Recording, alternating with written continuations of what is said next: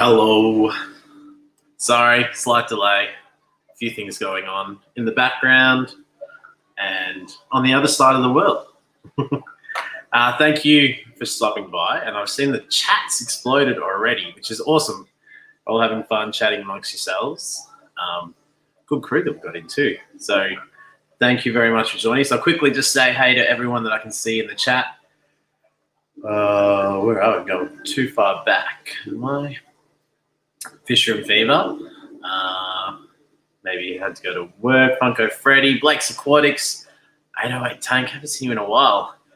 Sheev, you need to tell me. Chevy, Sheev, you need to tell me if I'm saying it right. I always see you here, so I don't want to get it wrong. Bodgy from Australia. Where are you from, Bodgy? What country? Nathan, Sand Creek Aquatics. Nathan, I got your sticker the other day. Thank you very much. I think I said it to you in a stream today, but I don't know if you saw it. Melissa Richardson, how are you? All the way from sunny Echuca. Perth Cichlids, how are you? Monica Lynn, long time no see. Well, today I'm really excited. It was my fault. I stuffed up. I got too caught up, got too busy, and I had to delay this chat by almost a month, which I felt really bad about. But I'm really excited to have a chat with Dan from Dan Keeping Fish, one of my favorite YouTubers and probably the nicest guy I've met on the Fish Fam side of things. So without further ado, here's Dan. How are you, man? Good morning. It's not morning, it's late. Look how dark it is. Morning here. The kids just went off to school. I've had to shut the curtains to stop some of the light coming in. It's Scotland, and for the first day we've had a bit of sun kind of coming on my screen there. But yeah, good morning, guys. Man. Thank you for the nice intro there, man. That was lovely. Oh, you wrote it.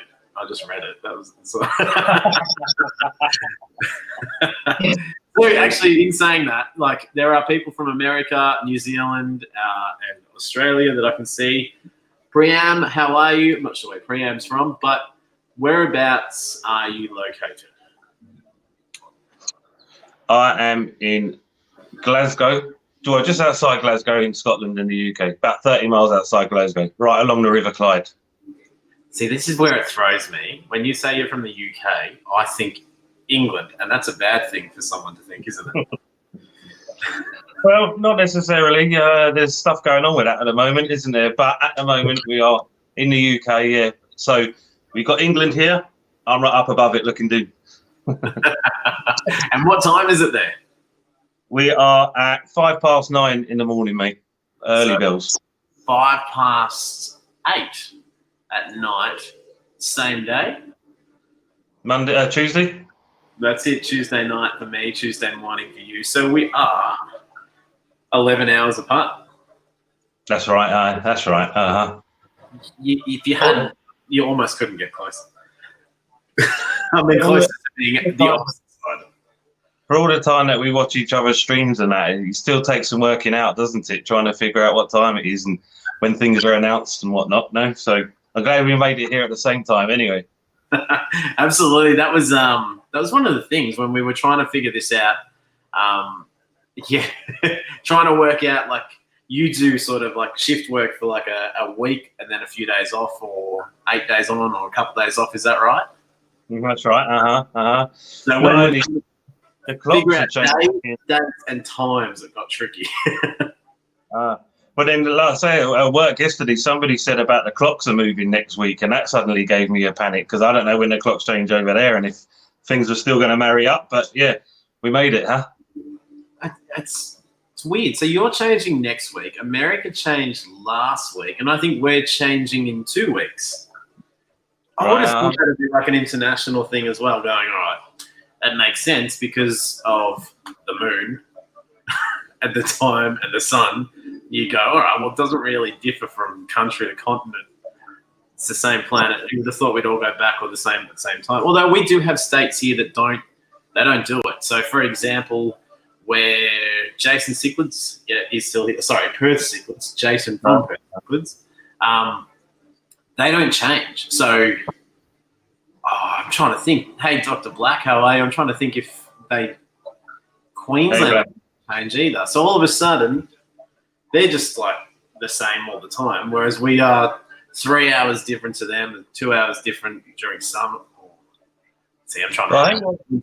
I think what we maybe need to do is get some of the scientists to coordinate so the moon matches up with the YouTube schedule. Do you know if we could arrange that? Then that would be fantastic. Yeah, if we just had like a bat symbol for each channel for their streaming, and it went onto the moon, and then we could all see.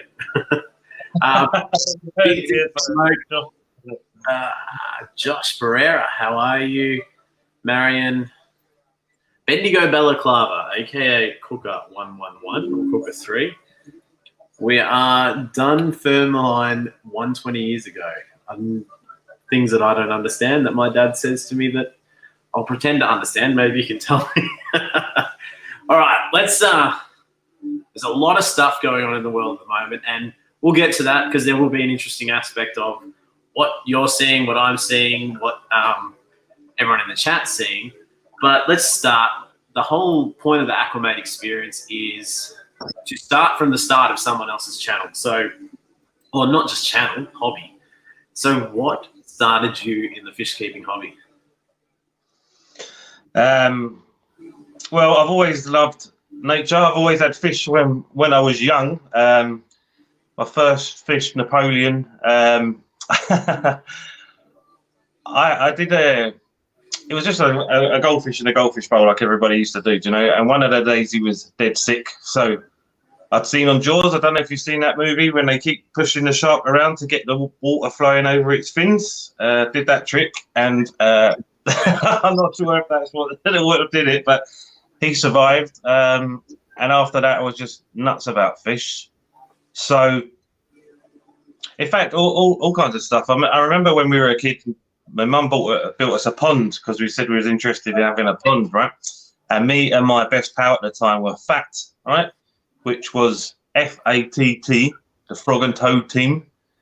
We had a wee logo and a charter and that. So one of the days we emptied out the shed, kicked off one of the panels to use as a hide, not thinking in our kiddie brains that the pond was like 30 feet away and we couldn't see anything at all. So always had that interest there, always had a passion for fish, kept fish on and off all my years, just low key, and then maybe fell away from it a wee bit when I was a young lad, you know, interested in other things and chasing other things. And then when I was with my wife and we were having our first baby, realising fish tanks are dead relaxing, I bought her a fish tank and set it up in the front room. Figured pregnant, keep you calm and all the rest of it. But she hated it and I loved it and I never looked back. So in fact, when we moved from England to Scotland, my brother-in-law actually drove my fish tank all the way up with him. Very, very kindly of him. So that's where it started. It started early on. Always been hooked. That is one of the best answers I've ever heard. When did you start catching fish? I watched Jaws.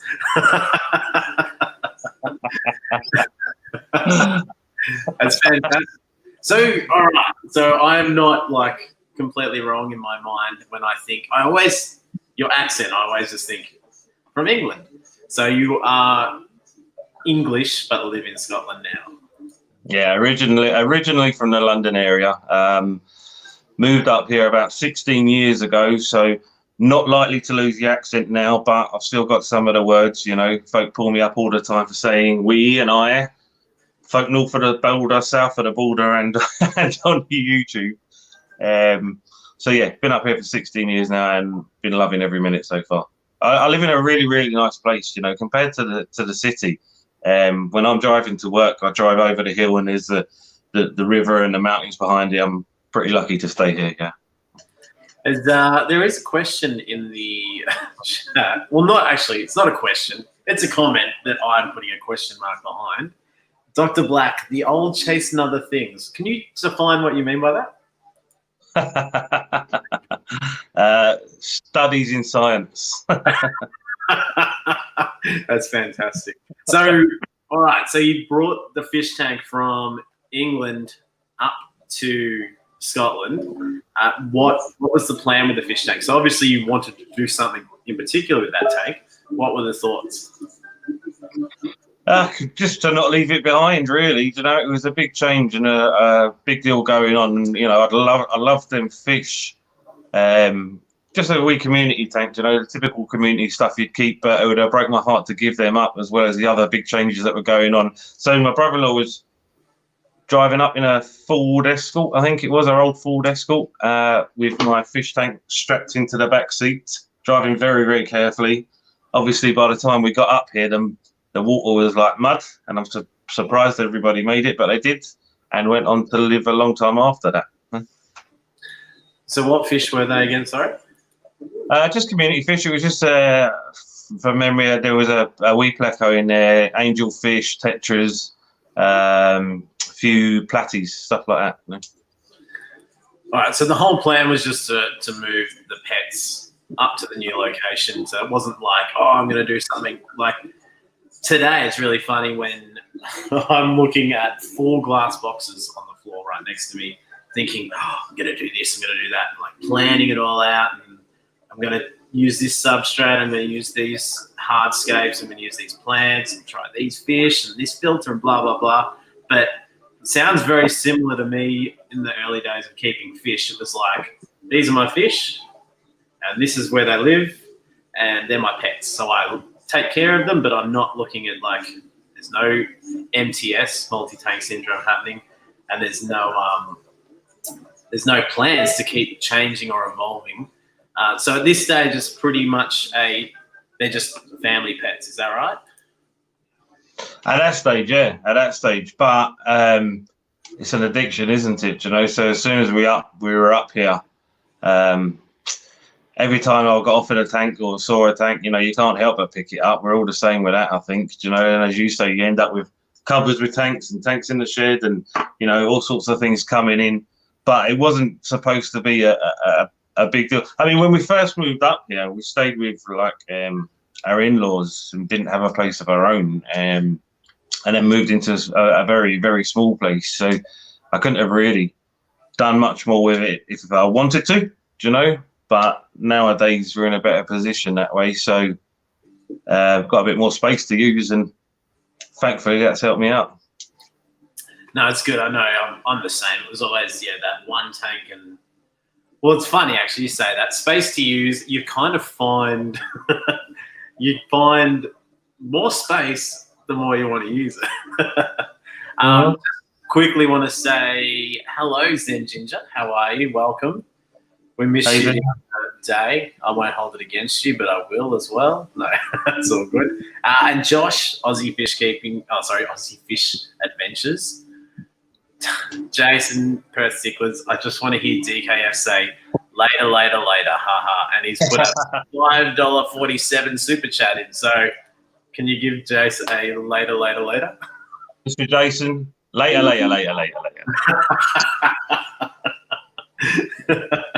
That was a thing that I'm terrible for doing that on the phone, you know. So when I'm ending a call with people, it was like later. And everybody used to tell me off for it. So when I started making the videos, I just kind of brought it across as a way of signing off because I didn't really know how to otherwise, you know. And it's kind of stuck, you know. No, I love it. It's fantastic. You've thrown me now, Chase. Well, you were talking about space before, right? So a while back, I had tanks down the stairs and I had a fish room up the stairs. But I think I told you before we're involved in fostering as a family. So as we got somebody else come to stay, I lost that fish room. So I had to get a little bit creative about space, and that's why I don't know if you'll be able to see this under the big tank there. There's 3 tanks underneath. Oh, I love it. Just using the real estate. Yeah, real estate is what I'm going to call it from now on anyway. Yeah. It's funny, as you get tanks low down, they're a wee bit harder to view and stuff, you know. So oftentimes my wife will come past and there's me laying on the floor with a camera aimed at a tank because I'm trying to catch some footage and stuff, you know. Visitors have got used to seeing me laying on the floor when they come in as well. I found myself doing something very similar before. I was like trying to get something. I'm laying on the ground going, what am I doing? What, like, what's so important about this? Hoods, Fishies, Alex Breeding Fish, Max S, Blake Sutton, how are you? You've been to streams before. I always like to say hello to everybody that comes through the chat.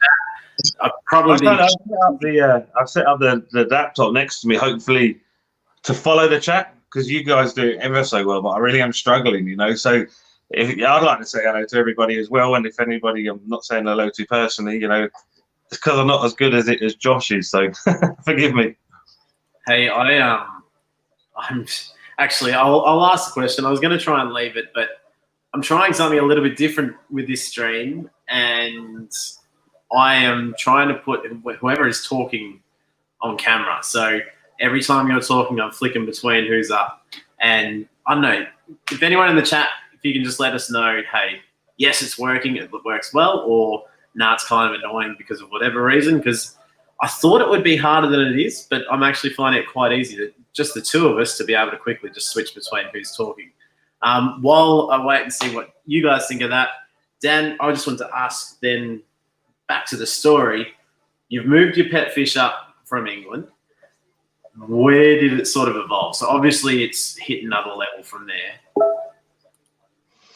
Right, so I did branch out for a little while. After that tank kind of went downhill for whatever reasons, I was into bearded dragons for a little while. And then we started, my wife's a childminder. So again, kind of a small place at the time. We couldn't really have, I mean, it was a huge vivarium. Like it was 6 feet long at least and about 4 feet deep. So I had to give that up to a pal. But the condition was if I lost that, I'll get another tank, you know? So got another wee tank, a wee community tank again. And what we've actually done, our house is, it used to be two houses, like a quarter villa, they call it here, right? So one on top of the other and two next door, right? So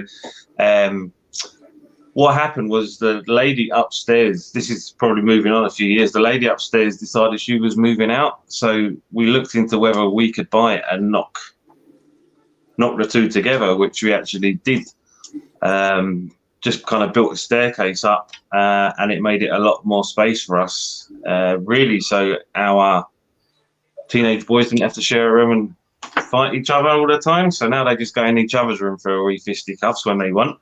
But that was the whole purpose, you know, thousands and thousands of pounds later, and they're still doing it. They just visit each other to have a go, you know. So that opened up a lot of space for me, you know. So, and obviously we're in a better stage of life, so a wee bit more money and stuff, and I was able to start, you know, building more and more on the hobby side of things, you know, experimenting with a few more tanks, you know, because way back I had like this one tank that you want that plant and you want this plant and you're trying everything, you know, and eventually it just becomes one massive jungle that you can't even see through and stuff, you know. So once I was able to get a few more tanks in, that's what I did, followed it on to the point that at one point my wife says to me, if you bring one more tank home, you're sleeping in it. So I had to stop for a wee bit. Is that why the tank behind you is the length that it is? Coffin shaped one, yeah, exactly, yeah. Well, that was actually a compromise. So when I lost the room upstairs due to the fostering,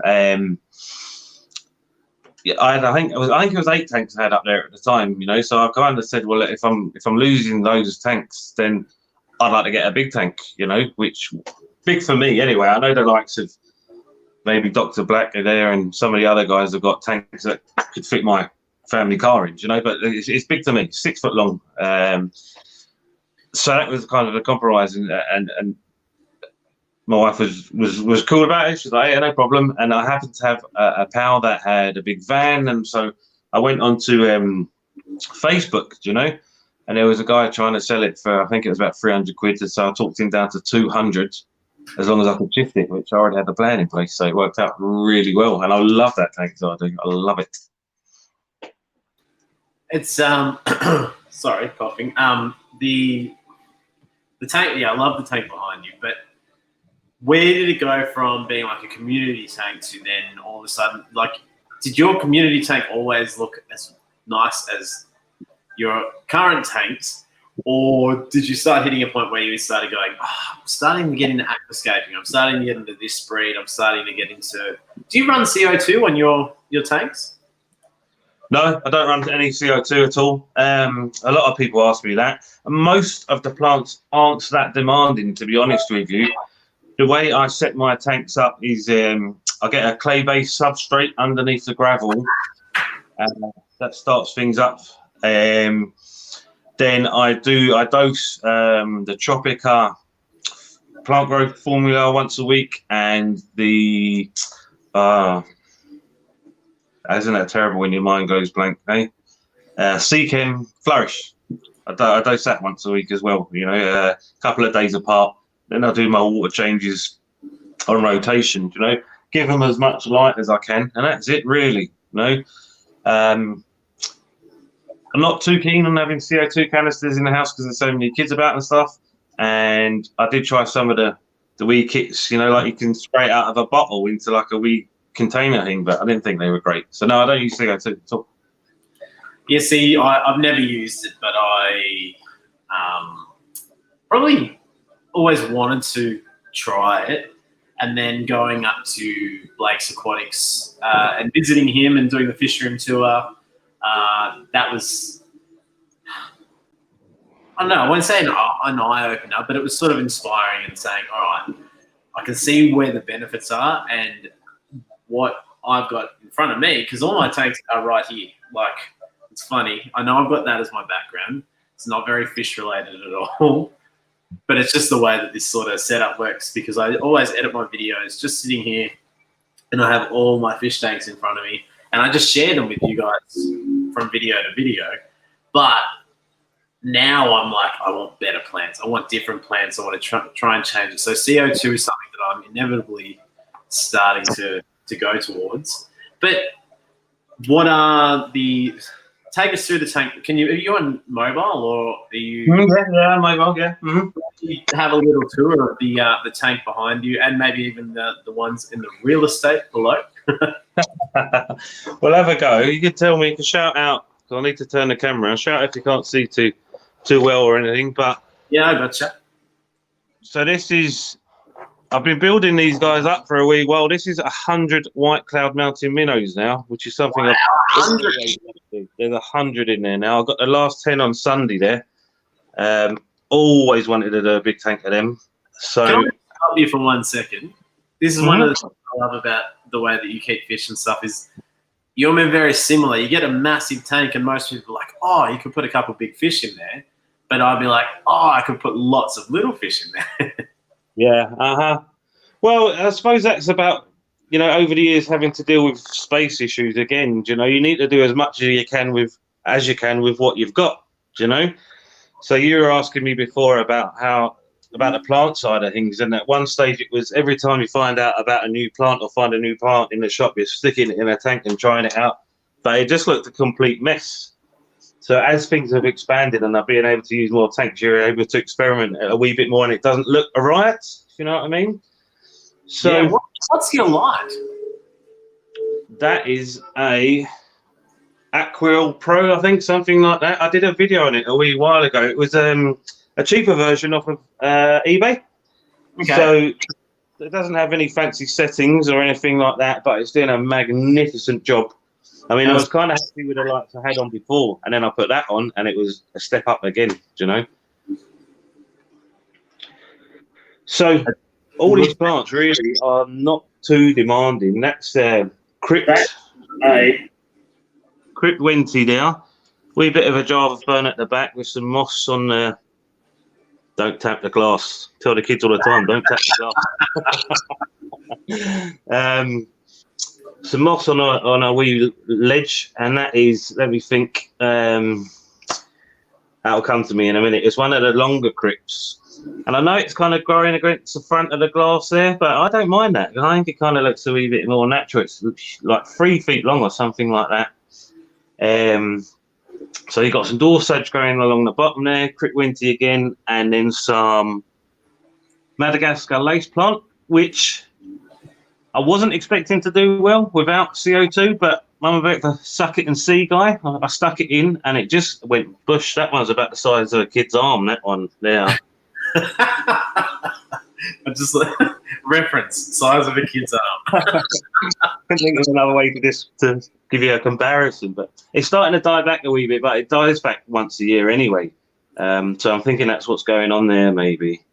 And do you know what? Somebody was asking me the other day, can you have cherry shrimp with white clouds? I don't know if you can see the cherry shrimp all over that Madagascar lace, but you certainly can. I was just about to say, yeah, you can. I'm looking at my white cloud tank with cherry shrimp, but it's not as impressive as yours. So carry on. Well, you know, that was where it all started for me. In fact, I'll tell you that in a minute. I'll finish showing you these tanks, right, and I'll tell you that. So this is my wee batter tank, a wee Fluval Flex. Not had him long, just a couple of weeks. Not the greatest with batters, but I couldn't leave him behind when I saw him. He's absolutely stunning fish. We don't have the wee model with ours in Australia. Oh, you not? That's a shame. It's a nice little one. Well, I'd quite like a mega, I must admit, because in fact I was on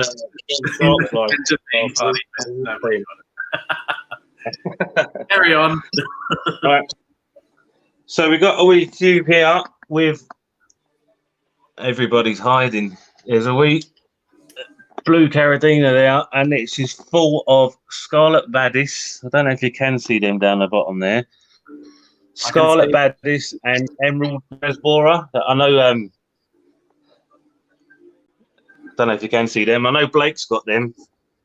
I find them really timid, but recently they've been coming out a wee bit more. So don't know if they're feeling a bit more settled. They're breeding in there, which I didn't intend. I just see a new one every now and then. That's fantastic. There's a flex. Is that Sorry. right? What's that? Is that a flex? No, that's not a flex. That's an Aqua One cube, and that one is the Aqua One Arc, which is built a lot like the flex. You've got the sump kind of section at the back there. It's very, very similar, but it's Aqua One's version and does have that curved front. Just like a bit cooler than a flex, so it's nice. It's a nice tank. That's very nice. It is lovely, yeah. I like the bigger viewing pane, and also I've got forktail rainbow fish in there, blue eyes, reefer cutters, and peacock gudgeon down the bottom. I don't know if you can see them. So yeah, you can see there. Yeah. Gives them their own kind of area, so they're not getting in each other's way, but kind of complements each other really, really well. They're beautiful. So you're on the other side of the pond from the Americans and on the other side of the world for us. What do you use? Do you talk litres or do you talk gallons? I'm just going blank, man. It's litres here. It is litres, but I found myself having to talk in gallons because you're talking to other people across the world these days, you know. Before I was doing the YouTube thing in a big way, I ran a pretty big Facebook group with some other people. It was like 80,000 members before Facebook interfered. So again, it was mostly in the US. So sometimes now actually you use gallons without thinking about it, and have to remember I'm actually talking to people from over here and adjust, you know. And if you're giving break it down. So what are the size tanks behind you? I'm thinking that you've got they're all 10 gallons at the bottom, maybe a 15 gallon on the last one. The last one, 42 litres, so around there. 10, 11 gallon. The middle one's a 30 cube, so that's only 30 litres. That's not even 10. That's a wee tank. And the flex, I think, is I can't remember. That's terrible, isn't it? The big one's 52. I think it's 34 litres, so around about a 10. They're both like some 8 gallons and like an 11 gallon, and then the tank, White Cloud Creek. Well remembered. I remember it. And that's how many litres or gallons is that one? That is 80 gallons, 300 litres. That one. No, it's 6 foot long, but it's only 16 by 16. So yeah, it looks like an oversized sort of like, you know, those bookshelf tanks. So like, but that's what I like. There were other tanks available where a bit taller and wider and that, but I just kind of like the shape of that. I kind of like long, thin tanks. So especially for some of the fish that I keep. I don't keep big fish much as I do find them impressive when others do. I love Thirsty's big Oscars and his terrors and all the rest of it, but it's just not the fish that I would keep at the moment. You know, things might change. So because it is generally smaller fish, I think a longer tank, shallower, maybe gives you like a stream feel, maybe. If I'm describing that okay? No, that makes sense.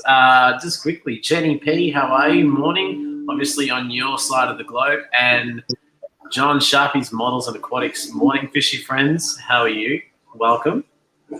That's John. I was in his stream on Sunday talking about going halfers on a Mega Flex because neither of us could afford a full one each. Well, no, actually, I haven't seen the Mega Flex. I was making a bad joke that you said a wee tank, a wee flex, and I was like, oh, we don't have that model because we don't use the term wee. But that's just my bad timing. Sorry, man. All right. Can you take us through what's behind you? That probably, you know what? I think the first video I watched of yours was the DKF sign that someone made for you, and then behind that you actually have a picture frame with a few really cool things. Can you show us those? Behind my head here? Yeah, that's it. So that's my right, let's see. There's my really cool one, an Aqua Mate sticker. That's the rare one. We've got Aquatics now. There's a big rabbit-shaped hole, a Thirsty rabbit-shaped hole here, and a Mr. Black, Dr. Black hole. But otherwise, that's a big frame of YouTuber stickers that I've been putting together. You and I have very similar ones. I'm missing a couple of those. I got some Mad Fish Diva stickers today, which was really cool. But the other thing is the 3D DKF sign.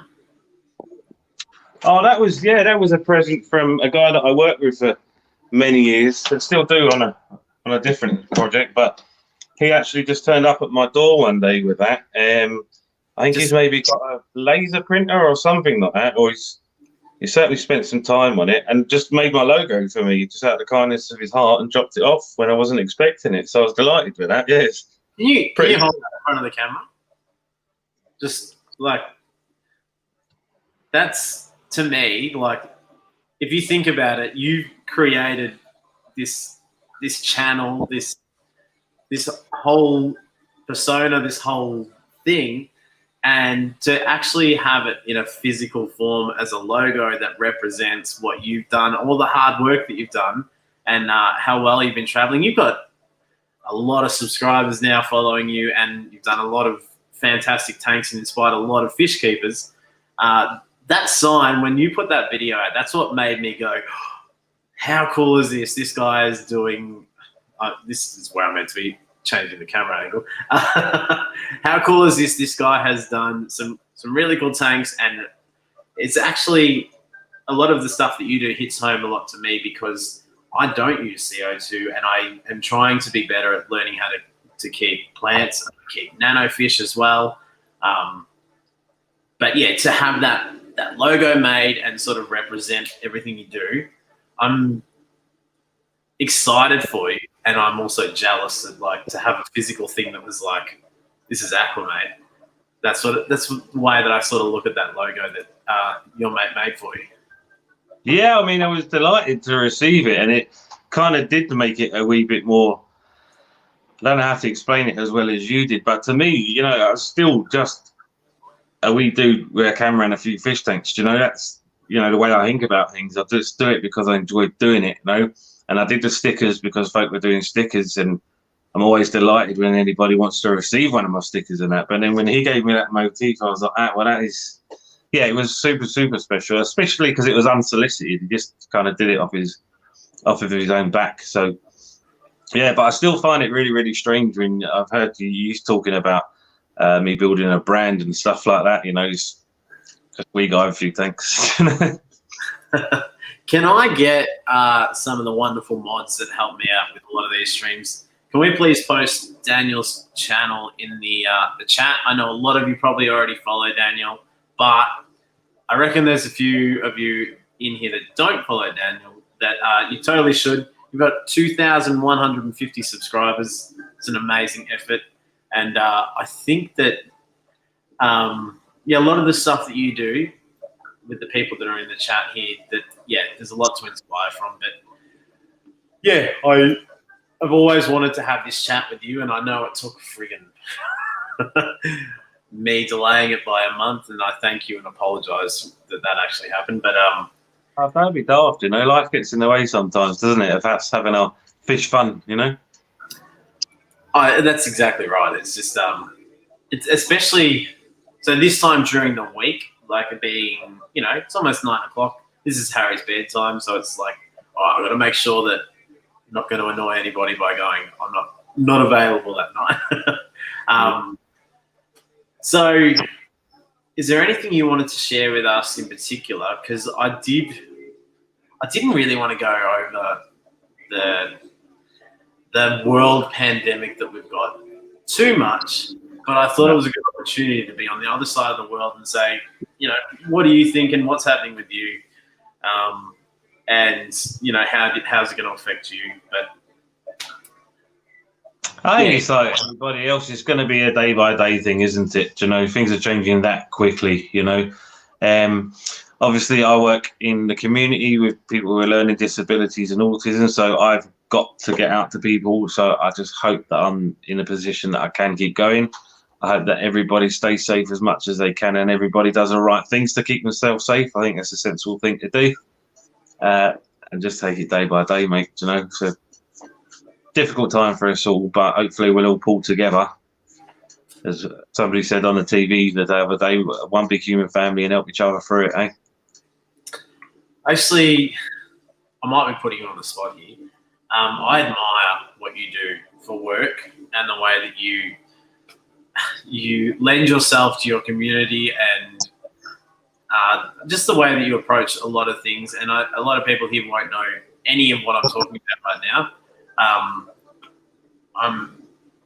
I'm scared to put you on the spot and say, can you tell us a little bit about what you do for work?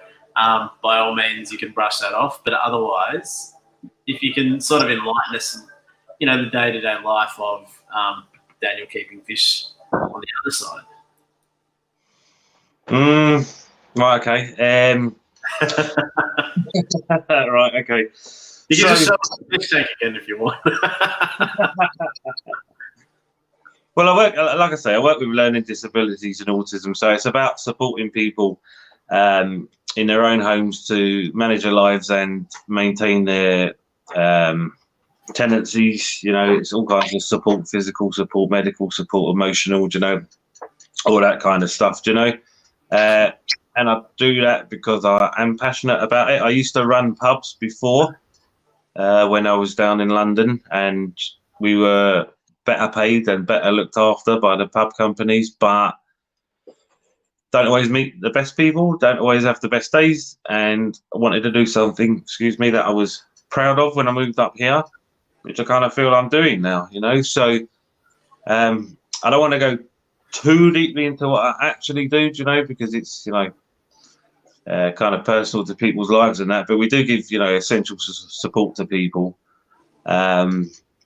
that need it, you know, and help them to achieve outcomes and move on in their lives. Absolutely. And I just, I don't know, I've spoken to you a few times, and yeah, I just can't help but feel a bit inspired by the person you are as well. So I suppose I asked that question because I don't know, it's an uplifting thing, and especially at a time like now, it's really funny actually. Like, so you know that we've had some crazy fires down under and stuff lasting, 3 months from the end of 2019 to the start of this year. And the community were incredible. They all got together and they looked after each other and, just supporting each other. And now people are getting into fisticuffs over some toilet paper because apparently there's a cold or a flu that is starting to find its way over here. And it's really interesting thinking about it as far as the fish keeping community and the YouTube community. We're kind of good. If we go, you're on lockdown, you're like, well, I'll just look after my fish and I can make videos and I can do some live chats with people all over the world, which is fantastic. I think maybe here in Australia, we're hitting a point where it's kind of like we're at that tipping point of going, how serious are we taking this? I mean, there's been school closures. There's been a few other things that, people start going, oh, this is serious. But we're a crazy nation. We love our sport. And all of our sports bodies are saying, no, we're not stopping. We're going to keep playing. We're going to play with no crowds or anything like that. But I just sort of take this opportunity to see what the similarities were where you are. Yeah, all pretty much the same as that. The schools are still open at the moment. It's the only thing that's running at the moment, apart from essential services, So, but that's, like I say, everything's changing by the minute.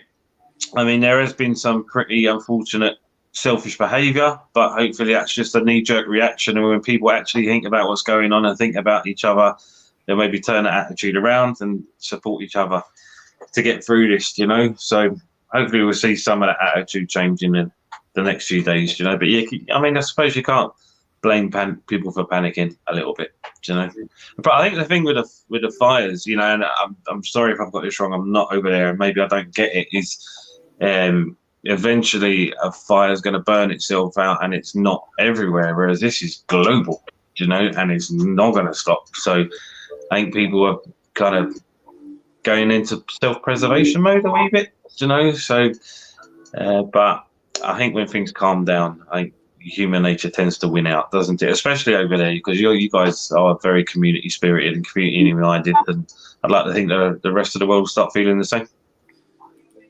Well, you are our ancestors, so basically, yeah, we're the same as you. I don't know. Yeah, it's very interesting. It's weird times, but exactly what you said. It's like community, the community spirit, but also one of the cool things, and such a big thing in Australian culture is sport. Like, we have only been here for a couple 100 years, and to create our own culture, like the Aboriginals have an incredible culture that a lot of us, I don't learn enough about. But there's this history there that inspires and shows so many different things that are about the country and the history of the country. But then there's always those blurred lines in between. And what the current day Aussie, most of us, Dr. Black's sitting in here and I'm like, Dr. Black's like, I don't do that. But he does. With cricket, we all follow sport a lot. And it's sort of like our go to work hard all week, hang out with your mates on the weekend and watch some sport, what's happening in the cricket, what's happening in the footy. Football is in AFL, not soccer, because no one cares about soccer. No. But it's a very sort of week to week thing that we sort of all look forward to. And it was funny because 3 years ago we started the Women's Football League, and it starts before the Men's Football League. So the AFL in Australia, Australian football rules, is like, it's the biggest thing down under. They'll try and say rugby competes with it. It doesn't compete at all. It's nowhere near it. Rugby might get 15,000 people to a game. whereas Australian rules will get the average of 60,000 people to a game, any game all year round. And a lot of people live for that. So what they're sort of arguing at the moment is going, well, we won't have crowds, but let them play so that there's a bit of normality. Like, it's funny, you watch a football show, you watch, the news is always going to do it, but you try and watch something that's not related to what's happening right now, and they're talking about what's happening right now. Like, you or me talking about what's happening right now. But it's really interesting seeing how all that sort of stuff goes. But what the point that I think I was trying to get to was that it's really cool, the community that we're involved in with the fish fam, that we can just jump on here. We can say, hey, yeah, I'm worried about the coronavirus. Or we can be like, hey, yeah, I'm worried my goldfish is not eating properly. Or I'm worried I don't know how to grow plants. What do you think I should do? So I love that we have that community online. And the fact that, yeah, we've got Americans, Australians, Europeans all sitting here at the one time having a chat is fantastic. Well, yeah, I mean, yeah, I've heard about a couple of folk, because there's like self-quarantine going on in that, saying, but I'm going to be bored. And I'm like, how can you be bored? Do you know, you've only got to go on your phone or whatever, and you've got the world at your fingertips. Even if you've not got books, games, or whatever to entertain yourself, the whole world's in front of us anyway, isn't it? You know, so it's entirely strange to comment that. But yeah, I mean, I tend to follow football, so soccer, as you says, and that was kind of. I can be miserable in the summer because it dies down in the summer and there's a break unless we've got the World Cup or the Euros, you know. So I always say to folk, you know, I look forward to the season starting again, and everything's gone at the moment, you know. I was kind of wondering what Sky Sports are going to do with themselves, you know. I don't know if we're going to get reruns of previous games from way back when, but yeah, there's nothing that's not been affected, isn't it? Not, no. Well, I'm pushing wrong buttons. I can't get myself back. Sorry. I jumped over to the YouTube section because I noticed a red thing hanging out on the right. Zen Ginger, thank you for the super sticker. Appreciate it, 100%. So apparently in my ramblings, you may have agreed with one of the things that I said. But I know it's just completely bizarre. And I don't know about you, but I'm a little bit like... So actually, I did want to ask you this, and sorry to defer from the fish stuff. This could go down in history in the Aqua Experience interviews. I do still have some more fish questions, but I thought I do want to ask you.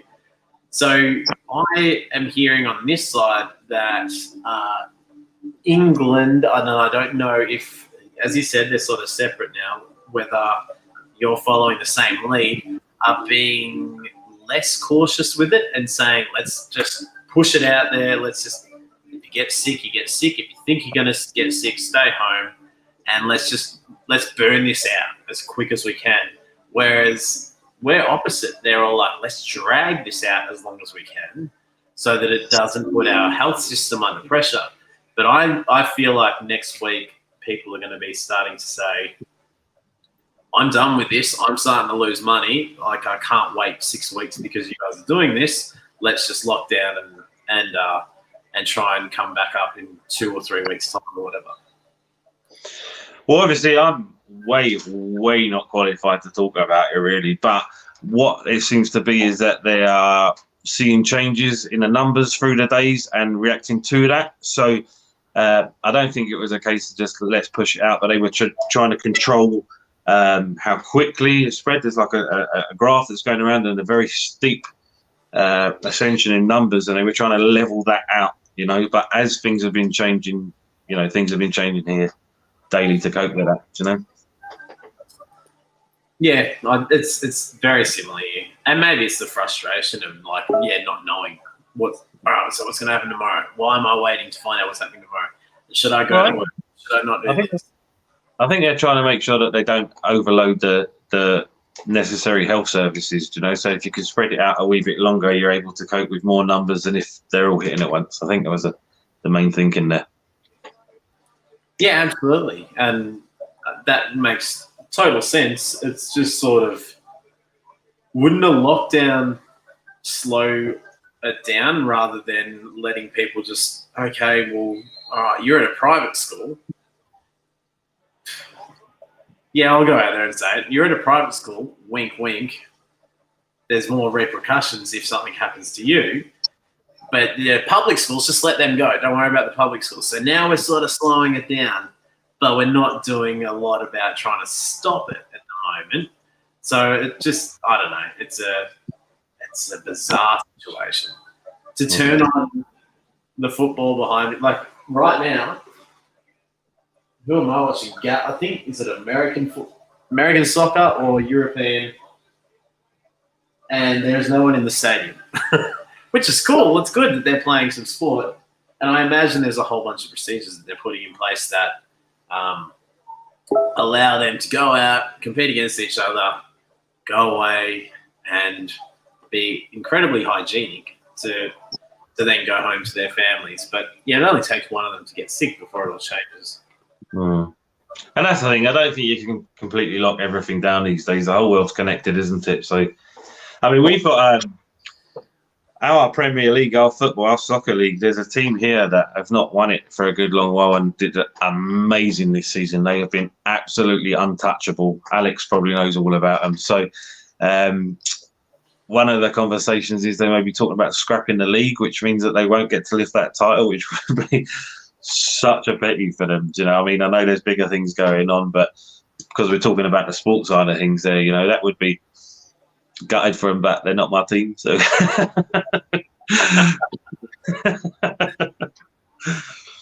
do you know, when I was over at the tanks before, I kind of said I'd talk about how I got started. Would that be all right if we did that? No? On YouTube, I mean? No, I'm no, absolutely. I just thought it was something that we'd touch base on, and I definitely wanted to come back to the fish side of things. But yeah, let us know, what were you thinking? Well, there was one of the bigger channels that everybody will know was doing a show called the Viewer Home Show at the time, right? So he would send in clips of your tank, and he would merge a few together and show them on his channel. And my kids were absolutely YouTube daft at the time. So I thought that they might think it was the coolest thing ever if their dad's fish tank was on YouTube. Right? So I put a video and sent it off, and he did show it. So I put a sign, I made a sign all across the front of it was a Trigon one night in the time, a corner tank. Put a sign across the top of it saying, as seen on YouTube, and I played them the video, thinking they would think their dad was super cool, and they didn't. They just thought their dad was a bigger fish nerd than ever. But I really liked it. I really enjoyed it, like the process of making the video, because I'd taken a few attempts at it, and I thought, hey, that's another way of spending time with my tanks and my fish, another way of enjoying the hobby. So, and at the same time, I was looking into whether you could keep cherry shrimp in a community tank, and couldn't really find the information that I wanted. So I thought, right, that's where I'll start. I'll start making a video of my experiences about that once I've done it, which I did do, and it's probably my biggest video. It's got like over 100,000 views and stuff, you know, because there must have been people thinking the same thing and not being able to find that information. So that's why I started, and that's how I kept going. But something you said earlier made me think about, you were talking about Harry's bedtime and stuff like that, and trying not to be too noisy and stuff. So in my early videos, because I didn't have any editing software or anything like that, I would just talk as I was filming. I'm kind of almost whispering in all of them as well, you know. So it's funny to go back to them and look at how different the videos become. And I suppose what I'm trying to say there is to folk, you know, if you're thinking about doing it yourself, just dive in, just have a go, because we all started somewhere, and we're all probably more prouder of the stuff that we're doing now than we were in the beginning. Yeah, I think you're right. I'll ask you that in a second. Take me back. What was the thing you were talking about? Because I don't actually know what you were talking about as far as another YouTuber doing a feature video. It was the Aquarium Co-op Viewer Home Show. So various viewers would send in clips of their tanks explaining what's gone into them, and he would merge them together and put out a video, like a montage, if you like. Do you know? Who's Aquarium Co-op? He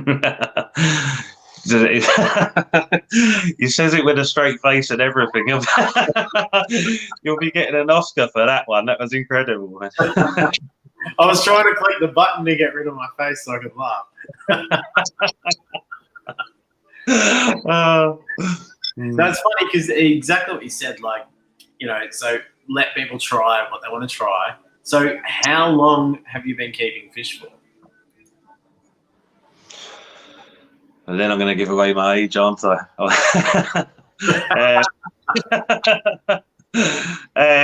Probably. Seriously, if I said seriously how long I've been doing it, probably just over 15 years. But that doesn't include daft tanks when I was a kid and messing about with a pond when I was a kid and stuff like that. Do you know? See, I always claim, so I'll be 27 years this time, but on and off. And I'm talking, here's a fish for 2 years and then no fish for 6 years. And then here's some fish for a couple of years, no fish. And yeah, maybe actually, I've never really thought about that. A total of how many years of actually keeping fish would be maybe 10 years, but never ever concentrated on growing plants. So when you told me the story about you moving a fish tank from England to Scotland, and it was a community tank, I know it resonated with me in that it was just, yes, it was a fish tank and there was fish and I looked after them, they were my pets. There was none of this extra level of, I'm going to do these plants, I'm going to do this, I'm going to try this scape, and I'm going to buy more rocks, I'm going to go get a background, I'm going to try and change lights. There was none of that. It was just like, just look after fish. Is that how you sort of felt when you had those tanks? Oh, sorry, those fish? I suppose it's like a lot of hobbies. You can get in as deep as you want to, can't you? So you can keep it pretty simple. And a lot of folks say to me, you know, is it, you know, you've got a fish tank, how does that occupy your time? But you can go as, in fact, you know, you're saying about the plants there, right? I've always been a suck it and see guy, right? So if you think you like a plant and you're not sure you've got the conditions, buy a wee bit of it and throw it in. So I've got some hydrocotyle back there, which it does say requires a wee bit of CO2 and a good bit of light. So I've just kept it in a wee basket you buy it from, threw it in the tank, and it's doing a magic, you know, it's doing amazing, you know. So my problem is going into fish stores or looking online and seeing something new, and every time I see something new, I'm like, I've got to have it, I've got to have it, I've got to have it, you know, got to try it, you know. And I've kind of waffled there and I've forgotten what your question was. The question was from Alice, are wombats aggressive? Oh, what aggressive? Sorry, Wombats. Wombats don't have wombats here, as far as I'm aware. Fair few wild haggis, they'll take your toes off. You got to watch for them. It's fantastic. I'm sort of the opposite with the plants because, yeah, you go, oh, buy this and try that and try that. I love that idea. But I suppose I'm a tight ass. I go, all right, I'm going to go to a fish store. I don't plan on buying anything. All of a sudden, I'm grabbing my wallet and I'm like, oh, that's like $30 I didn't intend to spend when I came in here. And fish tank plants prices are ridiculous. Like, just to get a plant this size, it's like, oh yeah, that's $20. You go, I can't try and get, you know, a bunch of these plants to make my tank look the way that I want for $160 and then find out that they don't work out or there's something I need to do. Then you need CO2, so like, then you're paying $200 for that. And then you got to get a timer. So there's another $100 or whatever, or $90, and then your light's not up to scratch. So there's another $400, and you go, wow, what wormhole have I gone down just because I like the look at that one plant. So I tend to always stick with the easy to keep plants. And the problem that I've had, and I'll be doing a video on it pretty soon. We have one big tank inside in the lounge room. It should be the really pretty tank that we can sit down, watch TV, and then just look over and just be relaxed by this tank. You know I love Rummy Nose. We talked about it before. That'll be like their tank. So I wanted to plant a tank there, and what I did was I put maybe $50 worth of plants in and made a small little scape, and then everything was fine for a little while, and then I got a bit of blackbeard algae, and it just the whole tank is stuffed. So I have to redo the whole thing. And what I've sort of learned is that you really definitely want to concentrate on what you're going to do with plants, what you're going to put in there, and yes, it's going to cost you a bit up front. But if you sort of half-ass it and put in, I've got a 200-litre tank, and I put in 3 or 4 plants, and go, that section will look nice, that'll be pretty, and the rest can be open. All of a sudden, they're not taking in all the nutrients. So then the algae grows, which isn't a big problem. Algae's not bad. But then if any of the other algae grow, like a blackbeard, it's just destroyed the whole tank. So my plan will be to redo that and put a lot of plants in, and then slowly add the ones that I'm confident will be, feature plants, I suppose. So that's why I was curious, because your 6 foot looks fantastic, and there's some pretty hardy plants in there. Well, first of all, I think plants seem to be a bit more expensive over there than they are here. I mean, they're not cheap, but not as dear as what you're paying there, I don't think. So what I try and do is hedge my bets a little bit. So when I bring a new plant home, which maybe I've got it from a fellow fish keeper. I mean, you went up to see Blake not long ago, and he gave you a bag of goodies away. It's not always about buying the plants, but sourcing the plants anyway. I try and hedge my bets a wee bit, so I tend to split them between a few different tanks, because I'm lucky enough I've got a few different tanks, so that hopefully they're going to do better in one tank or another. Hopefully they'll all do fine, but if not, you're trying to make sure some of them grow, and you've learnt a wee bit about what the conditions in the tank help that to achieve that, and also if you do end up with a situation like the blackbeard algae outbreak, you can scrap it and you've got another supply. I had blackbeard many times, and it is the worst. I've always found true Siamese algae is the best thing for it, and folks say flying fox is the same thing, but it's not. There's about 3 or 4 fish that are very, very similar. It has to be true Siamese, and they only eat it until they are a wee bit mature. So then, of course, you've got a big fish that you may or may not have wanted. So it might be easier just to scrap the tank, as you said, but if you split your plants between different tanks and they're plants that propagate, you've got that replacement supply there. Yeah, it's funny you say that, because that's one of the things I did. So I bought No More Blackbeard bottle, and if I put it on my face, I reckon my beard will grow. But I put some of that in there and tried that, and yeah, didn't have a lot of luck. So then the next step was playing with the light. So the amount of light that the tank was getting. So that's the one light that is hooked up to my Wi-Fi. So I have a program that I can say, all right, come on at 10 o'clock in the morning and turn off at 10 o'clock at night, which I don't do that. I do 3 o'clock in the afternoon to 9 o'clock at night, so 6 hours. Really enjoying the amount of light, and hopefully that will play with that as well. It worked well on the just your standard, algae on your glass. Sorry. So then I went to a fish store and I bought 6 Siamese algae eaters. As far as I know, like I'm new to them. So as far as I know, they weren't flying foxes and whatnot.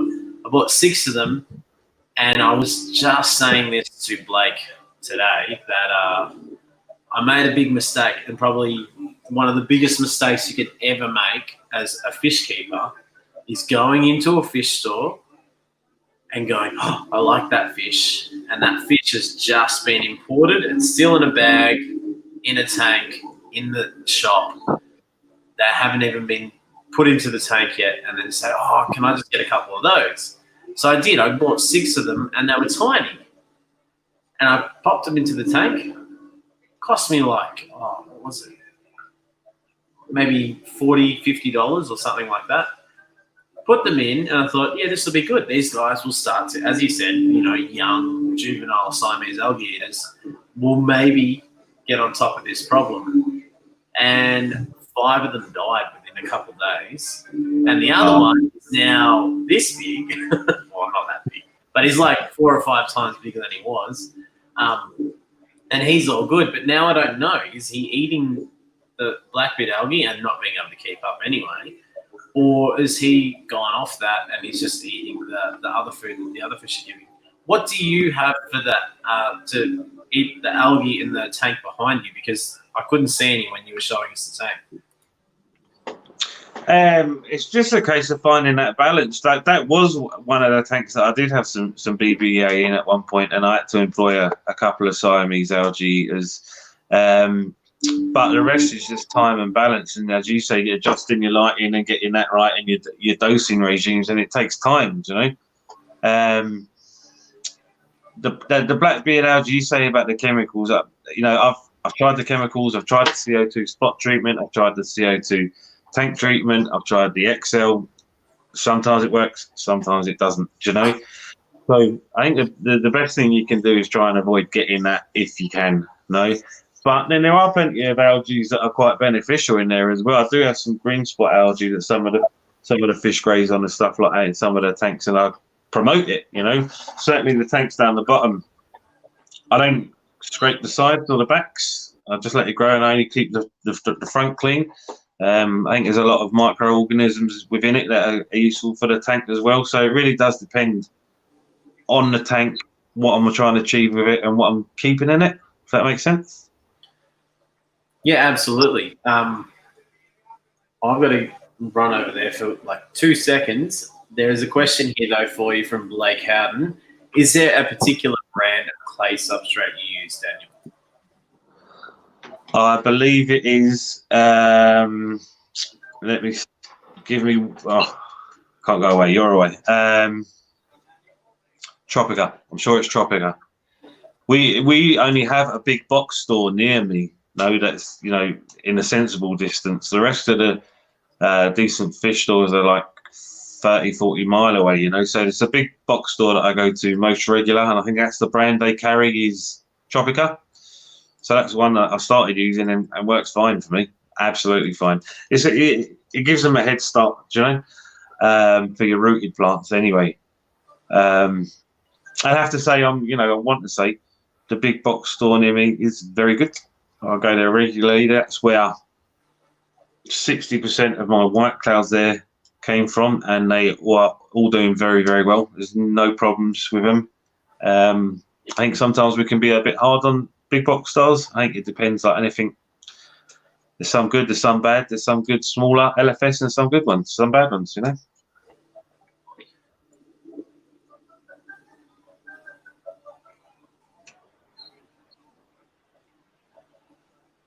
This is a wee bit weird. I've just realised that there's a delay on YouTube, so I'm watching myself talk about something that I said a few minutes ago. Oh, that's right, John. Tropica. You're right. Alex says he uses his garden soil. I would do that. I've seen one of the YouTubers bakes it first just to kill off anything that you don't want in there. Not experimented with that, but I'll need to. sharing plants can be a pain sometimes for plants with blackbeard algae on them. You put them in your tank. Yeah, I mean, when I'm sharing plants, I'm talking about people that I've visited in nearby that I visit regularly as well.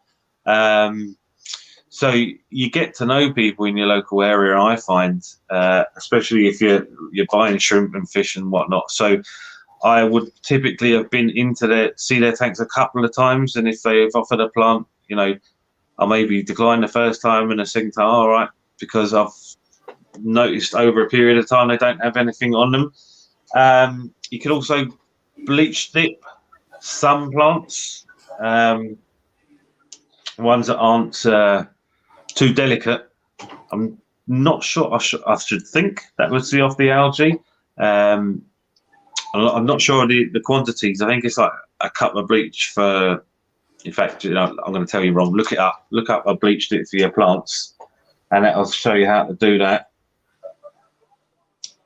Ugly Man. I'm not sure who Ugly Man is, Josh. I think Ugly Man is someone that has been supporting the channel for a little while, and I actually ran into him at the Underwater Pet Expo, and we're going to do a little catch up, which I'm looking forward to. I think he's got 5 saltwater tanks, and I'm toying up with the idea of starting a saltwater tank. I feel like I can't do this hobby and explore it enough without trying it. And yeah, just on that note, have you ever kept saltwater? I haven't so far. And my problem is, I already said to you, like with your plants and your fish, you go in and you're like, I want that. I'm terrified that if I start salt water, I want everything.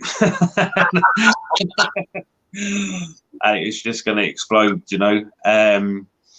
But I do watch salty channels. I do like to see a nice coral tank, and I'm sure that I will do that in the future when I've taught myself a wee bit of self-control, maybe. See, I'm like the opposite. You're overconfident. You're like, oh, I'm gonna love this, and I'm just gonna buy all this stuff. I'm like, I'm gonna spend all this money and then just kill a couple Nemos and go, yeah, I didn't do that very well. So I don't really think that happened, but I'm worried and go, it's a whole other ball game. And I am a very, and sorry, Monica, I saw your question before while Dan was talking. He was answering a few other questions, so I read what you were saying. How often did I do water changes? Probably once a fortnight, and I've got a good setup on that tank. It's a big tank, and it's right near the kitchen, and I've got this setup where I can change the hose, the tap nozzles, or the faucet nozzles, whatever you guys call them, and put the hose on, chuck it in, and suck all the water back out, and easily drain that tank, and then easily fill it back up. And I don't use chemicals to put in, if I put in 100 liters of new water, I don't put chemicals in. I don't put water conditioners or anything like that, because our water here is, it's not too bad for a lot of the fish that we keep. But I think that doing enough water changes was fine. I think I just got stuck because I was putting too much light in and there weren't enough plants. Rookie Reefer, welcome. Thank you for joining us. I think a lot of times people ask, what should I do? What should I do? What should I do? The best piece of advice I would give anybody is get to know your tank. Folk ask about water changes all the time, right? But they could have like a 30-litre cube, or they could have a tank like that with the same size sump underneath with a better in it, and the 30-litre cube has got an Oscar trying to squeeze his head at the top. It's about getting to know your tank over time. Find out what the guys are doing, search for your information, but you get so much conflicting information. Grab what feels right, grab what tastes right, give it a wee go, and see how it plays out, and get to know your tank a wee bit. Well, Rookie Reefer, I've been following for a little while. Did a series, Rookie Reefer. Like, I've seen you around a little bit more lately than I saw you around the early days. And it's not have you going anyway. It means that the Aquariums Down Under told me that you were his favourite channel, and I was like, oh, I've got to check out Rookie Reaper. And he's a young guy on the other side of the country, and he shared a tank with us, and we did a series called Fish Tubers Down Under. And I basically sent a list of questions to people. So I did a bit of an interview and tried to share out their channels. And it's funny because at the time, it was some good content. It was a good way for Fish Fam to make sure that they were following some of the Aussies. And we had 6 different channels there. Anyway, so one of them was a big fan of Rookie Reefer and was telling me how I should get in touch with Rookie Reefer and learn about salt water. And we stopped the whole series at the end of the 6 episodes because we sort of ran out of people. And now I've sort of just clicked that I'm like, there's no Bodgy, there's no Blake. Who else was it? Time to revive it, by the sounds of things. There's no Rookie Reefer, there's no Sam Parker, I know Ugly Man's not doing videos at the moment, there's no Josh, Aussie Fish Adventures, there's no Nathan Fishboy. That, season 2 could come up, but I paid a lot of money to animate these questions, so I'd probably just send the same questions, but at least it's a bit of fun with it anyway. Well, I mean, it works too, because I'm pretty sure that's how I got to know Dr. Black, and certainly Blakey was through your channels. I think I might have known Thirsty beforehand, but if I'm living proof of you exposing Aussie fish tubers to us pays off, so it's maybe worth reviving that series, and they're generally a lot of fun too, so I'll tune in if you do. No, I'll appreciate that. I think it's just popped up maybe twice in the last week going, oh, maybe we should do something like that. And that's, again, why I like to do this. And, we went off topic talking about current day issues, but to be honest, this whole thing is about learning where you've come from in the hobby and just have a chat, just the two of us, because there's so many streams out there where, we're trying to just cover a topic. I like that we can have a chat now and just be like, hey, I want to bring this up, I want to bring that up. Or I legitimately felt like this at one stage in the hobby and I now feel like this. So I've quit a couple times. I remember when I got kicked out of home and I had to find a place to rent with my now current wife, my girlfriend at the time, and I had a 3-foot tank. And I set up exactly what you were talking about. Moving from England to Scotland was just a community tank, and I think I had platies, swordtails. I think I had moss green barbs and a few crebensis, and the crebensis bred. And I went, oh my god, what just happened? And the whole tank. What was incredible about it was a community tank was now all of a sudden behaving incredibly different just because of these 2 fish that had all of a sudden laid eggs and went, this is our spot, you can all go away. And then I didn't really care for the babies because I was like, I don't know what to do. I've never had fish actually have babies before. And then I got a little, one of those little fry tanks that Monica, you sent me one recently. And actually, shout out Monica, because that tank has saved my goldfish's life twice. I think you commented on the video, so you know what I'm talking about, Monica. That tank helped me. Anyway, I put a couple of the fry in there and just let it all go. And it's so funny to have little bitty fry turn into adult fish in your own tank. That was probably where it sort of changed a bit for me. And then I moved on to African cichlids. The same thing happened. And then we bought a house and I just didn't have room for the tank. So I didn't keep them for maybe 10 years. And then I came back here. We built this house and my dad bought a little tank for my son. So I set it up with a guppy. And by this stage, I was watching Rachel O'Leary, Solid Gold Aquatics, some guy, King of DIY, whatever his name is.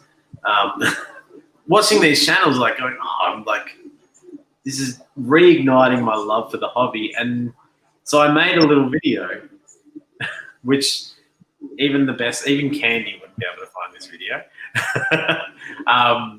Made a little video about keeping fish for about 2 minutes on a whole other channel, put it on YouTube, and just went, oh, I really enjoyed doing that. So I thought I would create something like Aqua, and that little 23-litre tank has turned into 4 23-litre tanks, 3 40-litre tanks, a 90-litre, and 2 200-litre tanks. And a whole great YouTube channel. Yeah, well, now I'm interviewing one, yeah. Well, do you know, it's funny because a lot of times you hear about fish keepers say, I was into fish and I've had a 5-year break, or I've had a 2-year break, or I've had a 13-year break. It seems we always come back for some reason. But yeah, do you know, this hobby is like anything else. You have your highs and you have your lows. And sometimes when things can go wrong, it hurts pretty bad. You know, I've had my disasters and kind of been very, very, very downhearted about it. But then you have your good times too. Do you know, I don't think it's anybody that's not been there. You know, whether it be an algae outbreak, a heater boiling their fish, or you know, a flood that's caused all sorts of drama in their house. Do you know, it's about taking that breather. And if you feel like you need to take a break, you take a break, like in anything else in life. But if you want to keep going, it's taking that breath and take that next step forward, isn't it? You know, so. But I don't know if it's like a lifestyle thing. Fish keepers might go away from the hobby, and as they get older, maybe not quite as active out of the house, and this is something that they can get back into quite easily, do you know? But we do seem to bounce back. Yeah, I think you're completely right, and I think that's probably the strength of fish tubers and the hobby on YouTube is, yeah, like if something goes wrong and you lose your fish and you go, I lost my fish, and your mate's like, you what? I don't care. Like, you know, oh, it sucks, dude, and then move on. There's no discussion. It sounds like a nerd talk right now, but if you said to me, oh, Josh, yeah, I lost, you know, half my white clouds, I'd be like, well, what are your parameters? What happened? What's going on? Like, let's try and sort this out. Whereas, you know, it's a very niche market. So YouTube's a really good place to share it. And I don't know. I think, to be honest, I'm probably struggling with YouTube a little bit at the moment as far as trying to be able to be there for every event. That, you know, there's certain people that they come in and they have a chat with us right now, and then I can't be there at the time that they go live because it's, you know, I'm at work, or me and Harry kicking the football, or, you know, it's dinner time or whatever. But you try and just sort of like stay involved in the network. It sort of inspires you and changes the way that you would sort of normally give up, because you realise there's a bit more to it, and that it's important to you, and you don't need to feel ashamed of it, or not ashamed, but you don't need to feel like you're alone in it, I suppose. Mm-hmm. Well, that is the beauty of what we do, though, isn't it? Though we can kind of interact with each other and join in with each other these days. Do you know what I mean? So, I mean, one of the things I like about YouTube over other platforms like your forums and your Facebooks and things is you can't see the results of the advice people are giving you, right? Or the experiences they're telling you, you know? So sometimes you wonder, have you actually done that, or have you heard that, you know? Whereas with YouTube, you can see it there in front of you, you know, most times, you know? So, yeah, for me, that's one of the beauties, and we all would like to support each other all of the time, no doubt, but I think we're quite realistic about understanding people do have lives outside of YouTube. You know, some people got more time than others, and that's one of the reasons I don't tend to watch the bigger channels quite so much these days, because I try and support all the smaller ones that I can, or not smaller, sorry, the newer channels and the ones that don't have quite as big a follower base, you know. Try and help them by watching more of their videos rather than spending on time on people that probably don't need my watch time and stuff, you know. Also, just to like give a wee bit of encouragement where I can. I always try and leave a like and a comment, and you know, get to know the people and that. And sometimes channels end up giving up after a wee while. You know, they find out it's not for them, and that's fine. You know, but I think my time is better spent with folk that are just starting out and could probably do with a little bit of encouragement, like I say. You know, but I don't think any of us can feel rotten if we can't make it to other people's streams all the time. You know, I know when your clocks were different, I kind of struggled with some of your live events anyway, because they're in the wee hours of the morning for me. You know, but then and there's somebody else, Pam. She's like 3-4 o'clock in the morning for me, something like that. So if I can't get to her streams, I certainly try to watch the videos that she puts out. So there's other ways you can go about it, isn't there? Supporting people. You don't have to be in their streams all the time to let them know you care. No, you're exactly right. It's a funny thing because something like an insight into what's happened recently with the channel, the stream that we do every fortnight with Dr. Black and sometimes Thirsty Rabbit when he's available. That, like, it gets the same sort of people there every fortnight. It's really good. And then this week, I think the times changed a little bit, and they had an event in America. They had the big fish deal, and there was a live stream there. And what was really interesting, like having someone like Blake's Aquatics, who wasn't part of like the fish fam side of things that when we started those streams, and then we found Blake, and Blake's got his own following, and it's a whole different thing. That stream started slowly and still built because I think Blake had exposed a new audience from down under. So, you know, you miss streams and everything, and it's funny because what I suppose I'm getting at is if you're persistent with what you're trying to do, that people will start to realise, oh, you're there at that time, and they'll give you a shot, and then they'll sort of join in, and then you can learn from them, and they can learn from you, and then that just builds the community, which is what I think is incredible. Someone wrote something up here that I keep thinking about, and now I've lost it.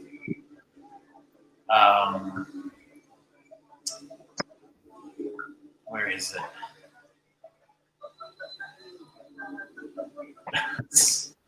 Kids, work, get your priorities together, Josh. Your YouTube is need.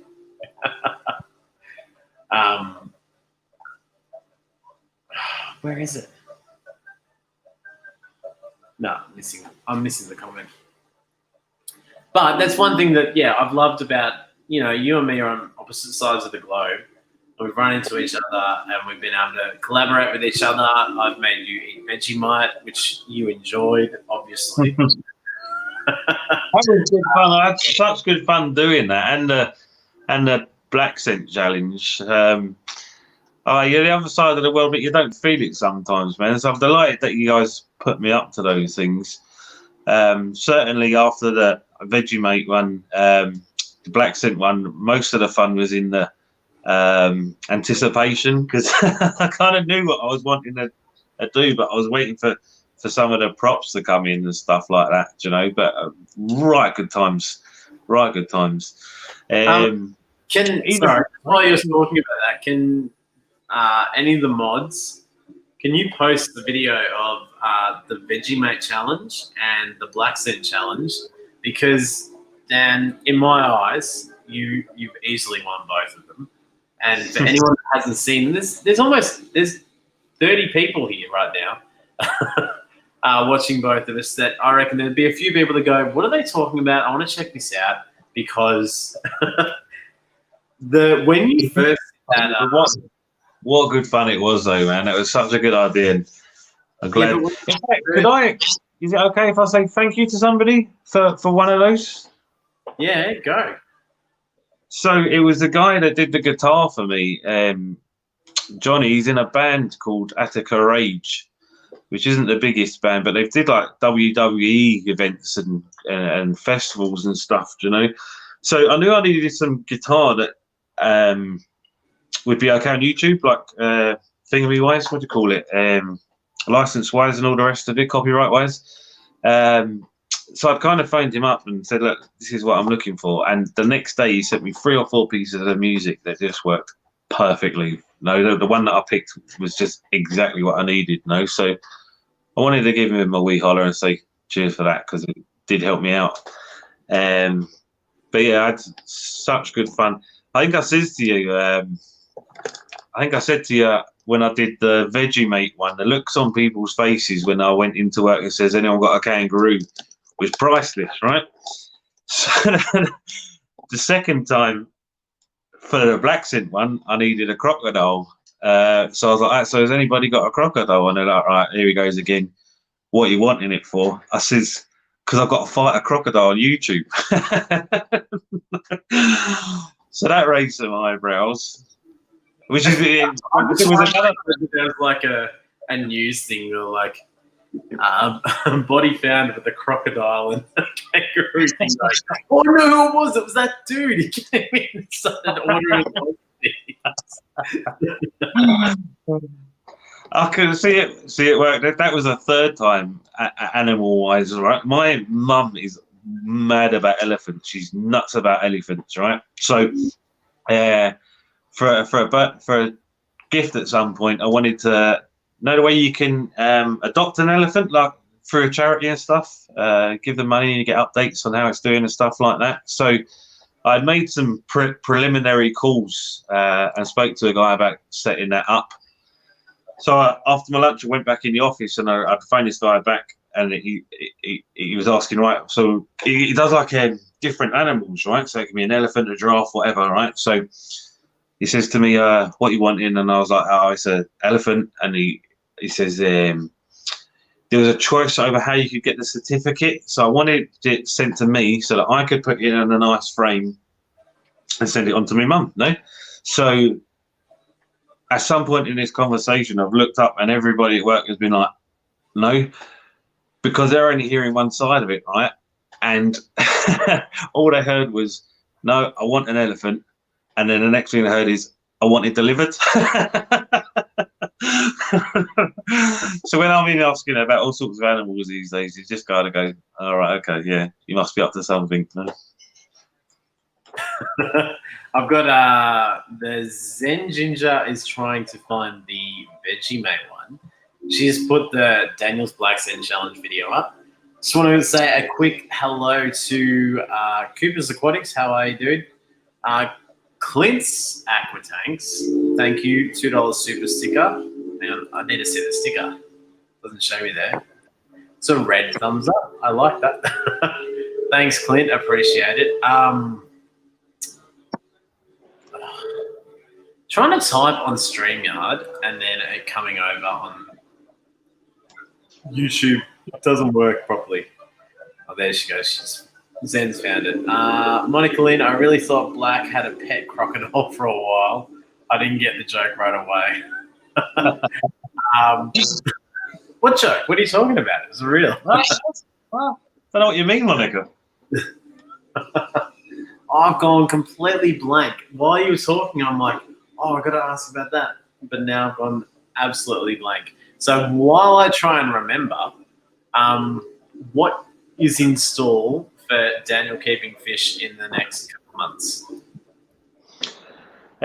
Honestly, I'm not sure. I don't really plan anything out or anything like that. It tends to be when I'm passing my tanks, if I see something interesting, I'll catch it and I'll keep it. You know, that's one of the things about this phone I've got. There's loads of storage on it, so I can hold hundreds and hundreds and hundreds of clips. So what I tend to do is just keep hold of them, and if I find myself that I've got enough about a certain thing, I'll just build a video out of it. That's how I do a lot of the species profiles and stuff. I don't sit there and think, right, I need to do a species profile this week.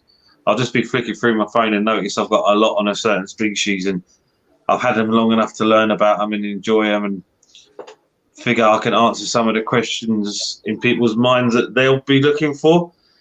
So I'll bash it out, or I'll go off into Glasgow if I get the opportunity, and I'll buy myself a new piece of equipment or something like that, and then I'll take it apart and test it and put it through its paces and make a video out of that. So I don't really have a long view. The most planned out thing I've done really so far is talking to yourself today, which I've been looking forward to for ages, you know. So I'm going to need to find something else to set up, because there really isn't a plan ahead, you know.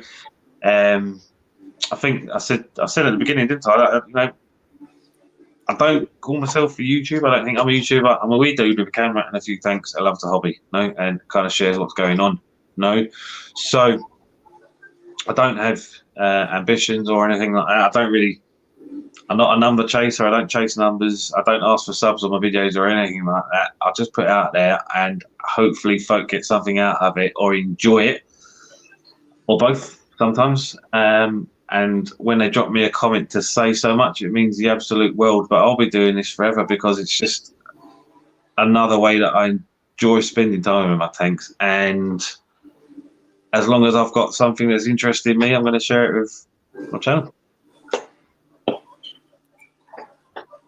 That was really well said. I was just sitting there going, yeah, that's the sort of perspective that some of us need to take. Like, sometimes, you know, you get annoyed because, like, for example, like, I'll spend a bit of time and go, oh, I've got a really good idea for a video.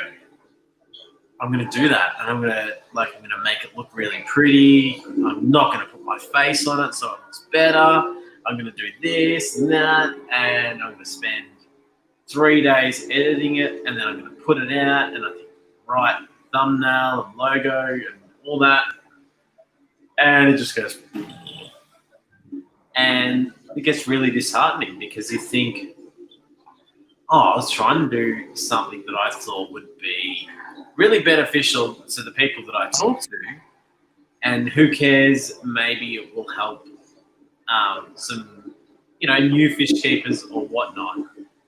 But you're like, when you put all this effort in, you get really bummed really quick. Like, I was talking to, you know, Pam, 54 Punchy, or Punchy Paints now. I messaged her the other day and said, hey, Punchy, I'm going to feed my goldfish a shell pea. And it says something about, what did I say? Can't remember the term. But basically it means boiling the pea. But there was just like a whole other term for it. I can't remember. Not poached. Or something? Sorry? Launching it?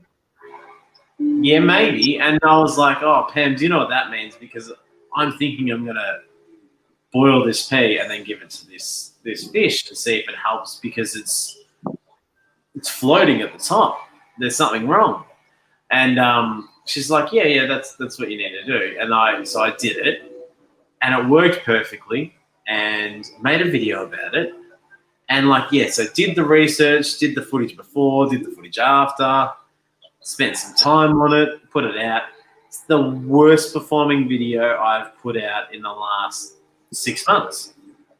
But I know it's like one of the better, more informative videos. Blanche, that's it. Thank you, Blake. Yeah, I can see it there. Blanche. And I was like, isn't Blanche like a Simpsons character or something? One of the sisters or something? I can't remember. But yeah, anyway. What I think about a video like that, Josh, right, is it might not appeal to everybody, because there's some folk in our community that will know that, right? There's also some folk in our community that it doesn't apply to, it doesn't interest. But with a video like that, there'll be newer fish keepers and people that are newly experiencing that will come across that issue. So that might be like a slow burner, and you might find a few months from now the numbers have gone up, do you know? different videos do well at different rates, I think, you know. So for me, if a video is not doing great, well, I don't really follow it for a while, but sometimes you look through your channel and you can see what's done well and what hasn't, no. And it seems to be like a staggering thing. There's different things you guys do, right? So you've got like the live streams that we all interact in, right? You've got your updates that we're all keen to see, and the people that sub you are keen to see. But stuff like your light that you reviewed, I don't know how that's doing, but you might find at first it's not doing quite as good as the other ones, and then a few months down the road, because more people are looking into it, it kind of mushrooms. Is that the right word? Yeah. No, that's exactly right. It's exactly what you said. I put it out there and went, hey, that was really cool. That was really informative. I'm really passionate about it. And it's very easy, to get that sort of that kick in the dust going, no one watched it. But then, exactly what you said, that video will probably, I sort of anticipate exactly what you said, slow burn is the best, probably the best way to sort of look at those videos, categorize them and say, that's a slow burn video. That's not going to be relevant to anyone, to everyone straight away. There's people that are really fantastic that follow the channel, like all the people in the chat right now. Turbofish, hello. Long time no see. How are you?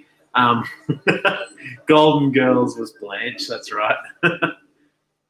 But yeah, like it will slow, but it will start going bang, bang, bang, bang, because they're the things that people go onto YouTube and go, oh, what do I do if my goldfish is doing this?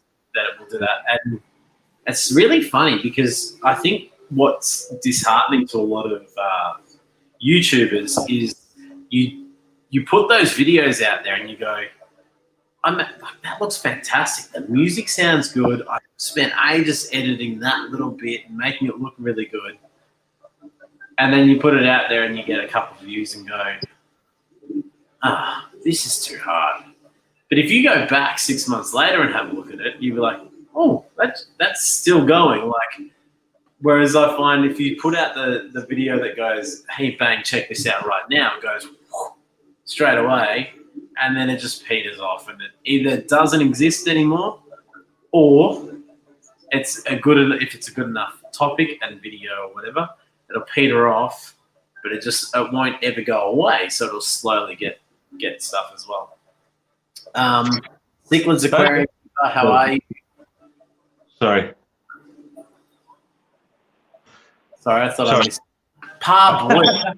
Sorry, that's exactly what Pam used. Parboiled or blanched, I can't remember. Yeah, and it's got to be de-shelled, isn't it? So there's a lot of confusion over shelled and de-shelled. You know, basically it's got to have the membrane off, as you said. But yeah, that is a tried and tested method, man. But with your count, I mean, I try not to look. There's a couple of things that I do look at. You know, the ones that I did the Aqua Make Challenge, and the guys that involved you. I want those ones to do well for you guys. You know, the sticker shout out ones I'd like to see do well for other folk, which don't tend to be honest with you. But I always feel like if I have got the sticker, it's because I know the channel and I watch the channel and enjoy the channel. If folk are watching me, then you're going to have similar sensibilities and similar interests. So, you know, you kind of... You know that channel, or like you've got that connection.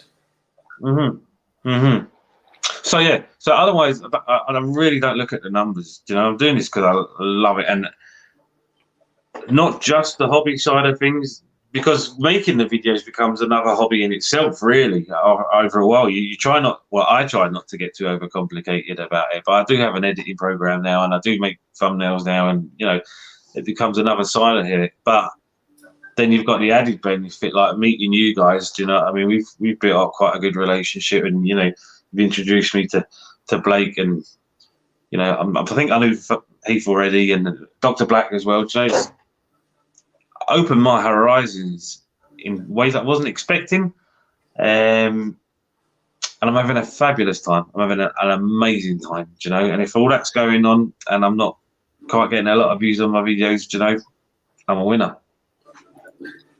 No, you're exactly right. I was talking to a couple of the guys the other day saying, if you made a video about fish and you put it on YouTube, and YouTube didn't show you how many people liked that video and how many people watched that video and how many people have subscribed to your channel, would you still do it? And it's I don't know, I think when I thought that, I was like, that's a really confronting question because to be honest, if I've been doing this for 18 months and it's not that now there's over 1,000 people subscribed to the channel, it's if it says 0, would I still do it? And you kind of, I don't know, it's really interesting. I can't answer it because I'm like, if it was 0, honestly, I probably would have just gone, oh, I won't do that again.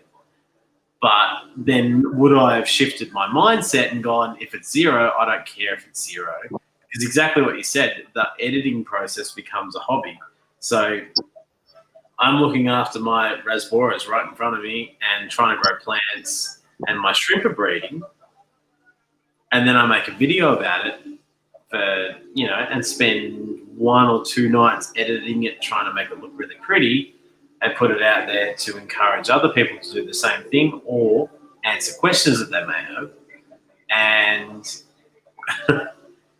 you go, well, do I want to pat on the back just because I've done that? Or am I trying to do that because I'm trying to create a space where that is accessible to other people?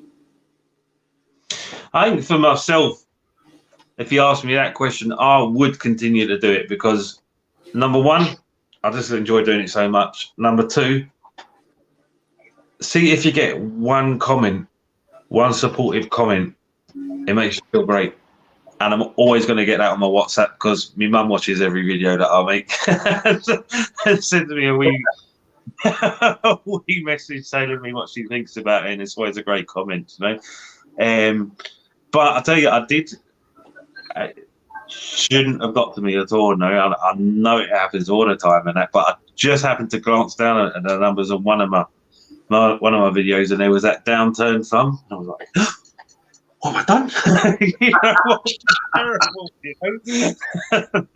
And it kind of bothered us for a wee half an hour, man. But you can't let that get to you, man. You know, especially, you know, there's always going to be people that are genuinely not going to like what you're doing, and that's fine. If that's the case, I'd rather they left a wee message explaining why. So you could maybe say, well, no, but this is why I've said that or why I've done that, you know. And people that just want to put thumbs down anyway, you know. But yeah, I was genuinely shook the other day about it until I kind of thought a bit more sensibly about things anyway. No, I'm the same. Like, yeah, I thought, why are people putting thumbs downs? But to be honest, you and me, it sounds really weird. Like we haven't been able to chat like this too often. We have chatted like this before, but Aquarium Monsters, probably where we sort of found each other, and love is love, always, not sometimes, all those things that dude was like talking about, with sort of like it's always resonated going. And then if you've got a hater, then you've made it. Like it's a roundabout way of looking at it going, hey, if you've got someone that's like always disliking your stuff or bagging you, then you've hit a point where you've made someone react that they're jealous now, going, hey, I don't like this guy because he's done what I want to do, or he's done something that I don't think he deserves and I can see he's succeeding. So it's really interesting because you and me were both in those same chats chatting, and that's probably, that's why we sort of met each other. Yeah, I think it was, yeah. And I'm kind of grateful for that, man. Do you know what I mean? And that's the thing. We've got that network of folk now, isn't it? Do you know, we all get introduced to each other through each other's channels and stuff, and some of us have made good relationships with each other, and people have done that in a separate space, and it's just that. I mean, you've referred to a few times about being the other side of the world. I don't feel like you are. Do you know what I mean? I don't feel like any of us are that far removed, because we're all connected in the chats, we're all connected in the streams, we're all connected through our hobbies, and that it's kind of made the world a little bit smaller, maybe. But yeah, I'm entirely grateful for the things that have happened. The statement about if you've got a hater, you've made it.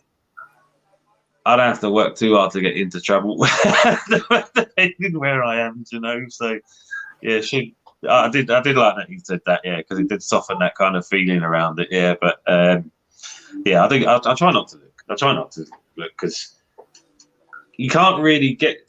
This is what I'm saying. You can't get to the reasoning behind why people have done that. If they leave you a comment about something, like I don't like your face, you're like, oh, cool, or I don't like what you said about that, cool. A thumbs down with nothing to back it up.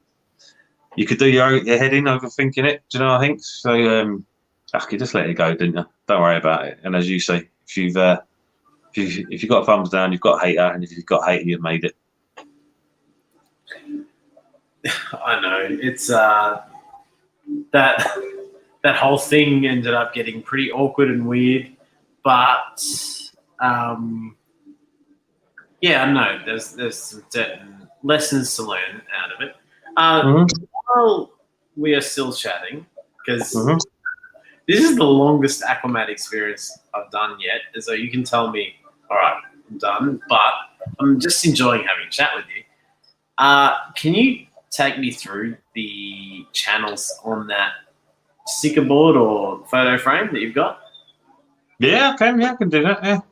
I just like to sort of shout out and say to anyone that's watching, there are a lot of channels that are sending stuff worldwide, and it's just a way of connecting. It's a little bit of a high five to each other, and it also supports the channels that you may not know. While you're sitting here watching Dan on my channel, you may learn about a couple of new channels that do similar stuff that we do.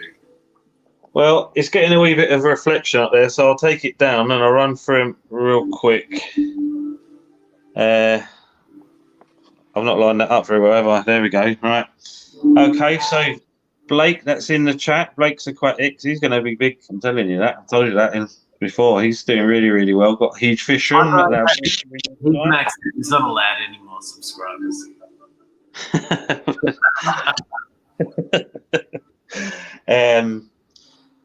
Aquamate, of course. So I was really delighted to get your sticker, and I'm glad we started talking together as well. Do you know? You were one of the first people that got my sticker. Oh yeah, well I remember you saying something about that. I'm delighted to. I can't get this camera right. That's what's putting me off here. It's all right. Can you see that? Okay, am I doing all right with that? Yeah, good. All right. Yeah, good. Yeah. Okay. All right. So we got Jack and Dan here. If you don't know they guys, man, the father and son team, they're really inventive. They try new things, and I like people that try new things. They mess about with their lighting quite a lot. Come up with some nice tanks. They're well worth watching. Deb Tim up in Canada got some big tanks with some cichlids and some betters, and she's into houseplants and whatnot. We've got Rob 93. I don't think he probably needs an introduction, don't he? Not marvelous big fisher, nice guy, does live streams as well. Trying to think of people who might not know. Q Aquatics. Susie's magic, isn't she? She's worked really, really hard. Well, she kind of started as a beginner, didn't she? She didn't really know a lot about fish keeping, so it's been good to follow her progress and her knowledge in the hobby. And she's huge now. She's doing amazing, so she is. Can I pause you for 1 second? Alice, what do you mean you don't understand the fascination of stickers? This is a hard. What? The reason for the stickers is it's an international high five, and it's a way to say, "Hey, I created something," and that you accept it and you enjoy it and you can share it. Oh. And if you happen to like being in about the community, in about the fish community, it's good to collect everybody, isn't it? In a way, that takes you back to when you were a kid and you collected football stickers or Thundercats or whatever it was. I know. Sorry, you threw me then, Alice, when you said I don't like sticky things, and I was trying not to be inappropriate. But Alice, I think you need to make a sticker. So I've got a fridge down here. I might be able to add it actually. I'll pop you on. I'll see if I can add it because I've got a few new stickers since I haven't even spoken to you about that. I was going to ask you. So we recently had the Underwater Pet Expo down under. It was incredible to see the people that were involved. I'm really excited that I know the guys that created what happened. I'm really excited that I know people like Blake and Dr. Black and Bodgy and Josh from Aussie Fish Adventures that helped make a YouTube booth sort of happen and all get together and Rumble, Sopranolot, Perth Cichlids, everyone make something happen to sort of have a YouTube presence at the expo. What happens where you are in Scotland? Is there any sort of fish expos? Is there any sort of things that the hobbyists all get together? There isn't anything in terms of expos that I'm aware of, really. That's not really kicked off over here. You have your fish club meetings, so all the different fish clubs do have their sporadic and annual events. There's nothing huge over there, but then there's not that many YouTubers over here. There's not such a big... Sorry, I'm just changing my camera there. There's not such a big kind of organised community feeling about things over here at the moment, Facebook is changing that a little bit because it's kind of bringing people together that you didn't know were on your doorstep. There's a lot of local groups popping up, and you're getting to know people. So folk are starting to say, look, we need to do something a bit bigger. Maybe somebody just needs to take the initiative and say, right, we're going to do this, So at the moment, there isn't anything like the big expo that you guys went to and had so much fun. But I'll be surprised if it doesn't start soon. Do you know what? That was one of the eye-opening things for me. When I got really serious about the hobby up here was just how many people are into it and are on your doorstep that you don't know about until you see somebody on Facebook and you go and buy some fish off them and they say, oh, I know such and such, he's around the corner from you. And then you go to him and he knows such and such. And there's like a pure underground web of us in the towns of Scotland that I'm learning more and more about all the time, So maybe sometime soon we're going to do something big like that, You guys certainly made a success of it, and it was good to see Sam talking about it the other day. I know he was talking about fighting fires all the time and how busy it was and how hard it was, but it was sure worth it. And that's for somebody that's over this end just catching the kind of coverage that you guys gave us. Yeah, it's it's a bit crazy. It must have felt amazing just to be involved in there and enjoying it and involved in it as well. You kind of got a different feeling about things then, haven't you? And it looked like, you like you say, chatting with Bodgy and the other guys that you bumped into, like kind of get that feeling of everybody meeting up for something special. I want to do that, and I need to make sure that happens soon. That was the thing, it's actually really funny because if it happened 12 months ago, I feel like I would have wandered in there on my own and gone, oh, Sam Parker, I know you. I know your channel. And he'd be like, yeah, how can I help? He's a nice dude. So he wouldn't have been rude or anything. But then I think what I'm trying to get to or think of is that if it wasn't for Blake, Blackie, Bodgy, Josh, Aussie Fish Adventures, and some of the external stuff that was happening with the Aussie fish tubers, that I don't think we would have been offered a space to do something.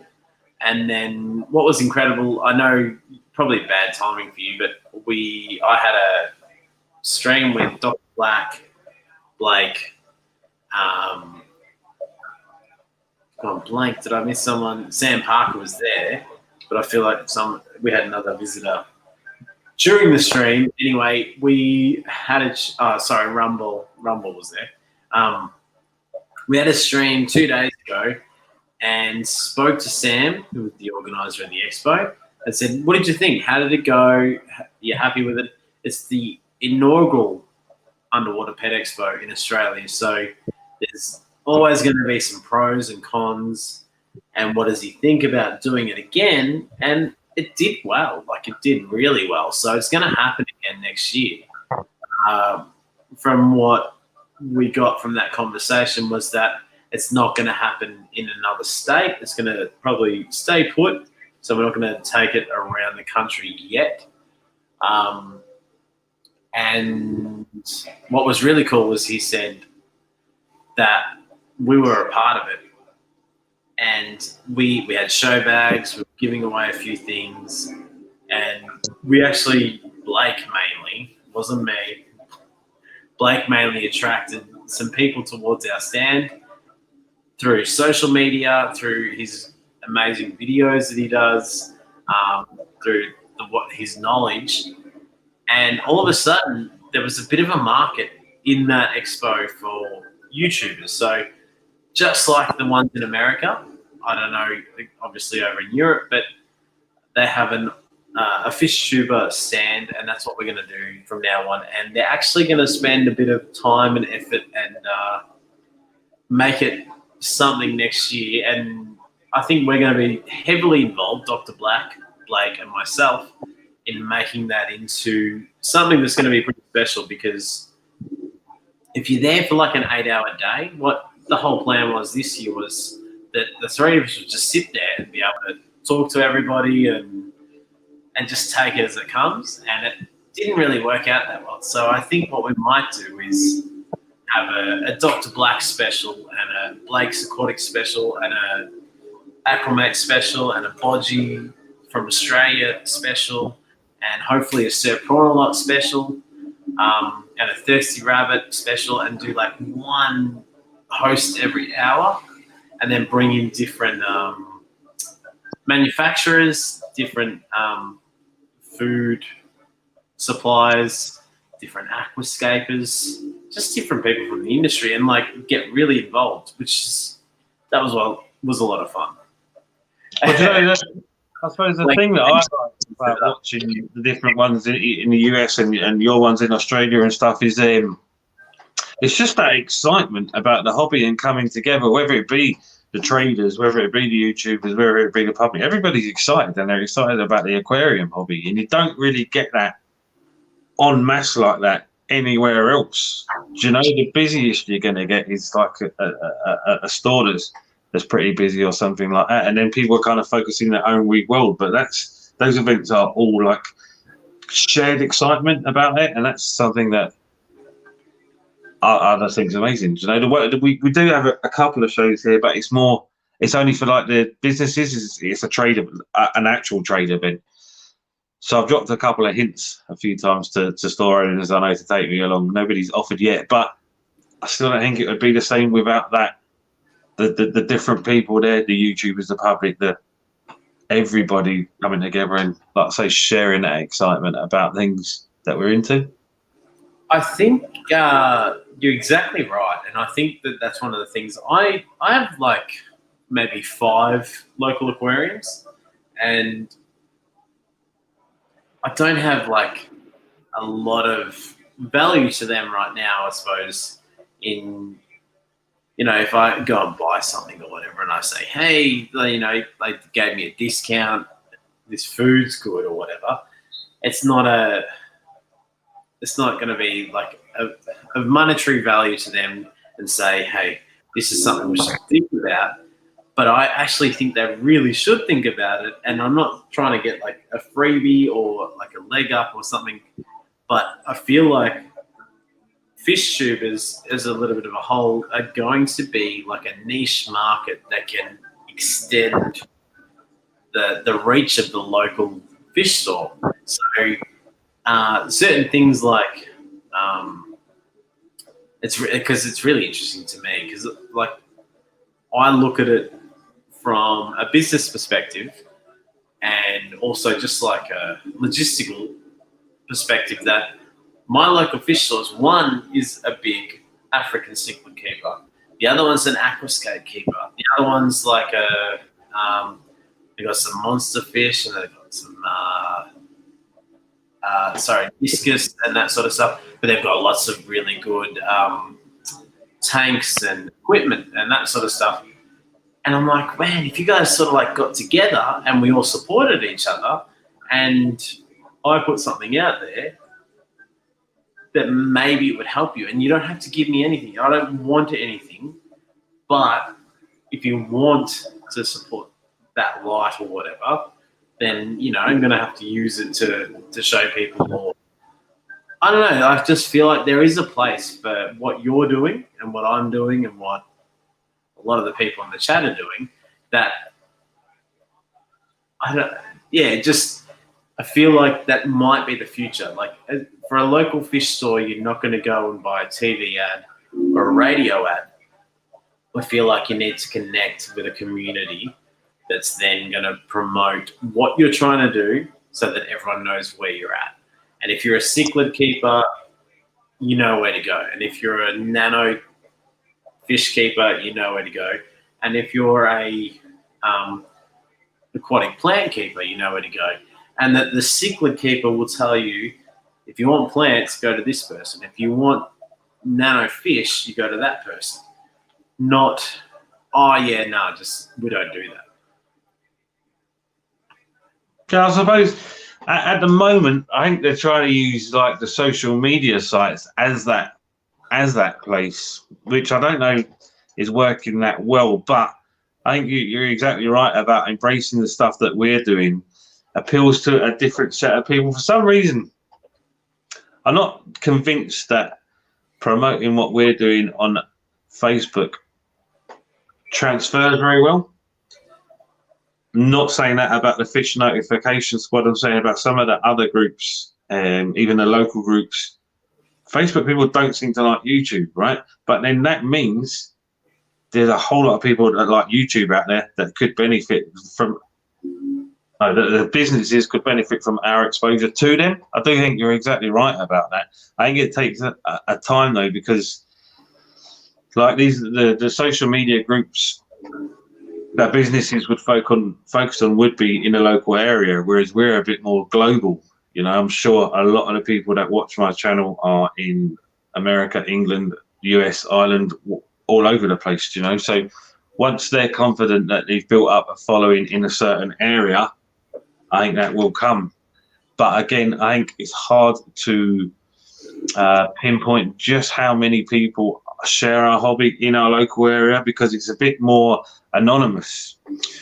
When you're a dog walker, you're out and you bump into all the people that walk dogs all the time, isn't it? You know, if you're into a certain hobby that is out and about, a bit more public and it's a bit more obvious, then you can kind of put a quantity on it. But us, we're pretty quiet. You know, we do it in our homes, in our garages, and we don't make a big fuss about it. A lot of people, as you said, you know, you tell people you lost a fish and they're like, no.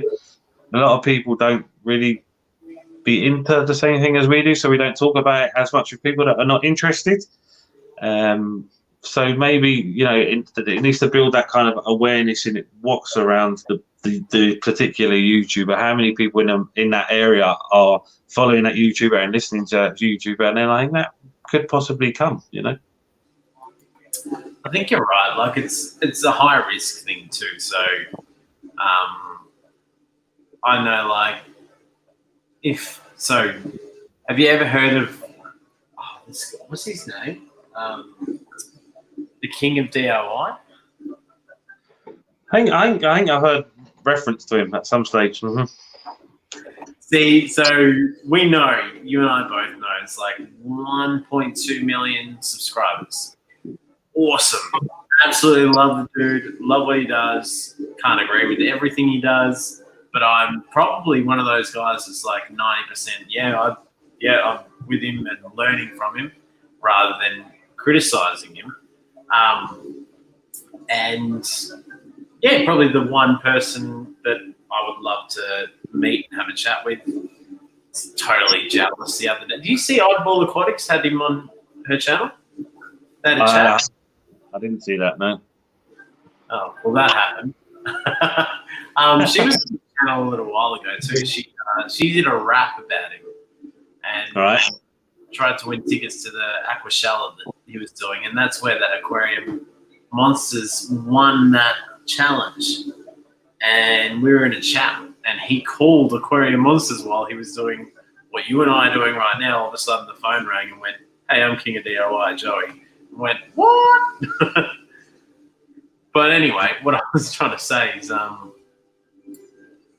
it's, you do things different ways and stuff, and not everyone's always going to agree with you, but you sort of inspire people, and then people try different things, and then that's where it sort of becomes, I don't know, becomes a whole other level of.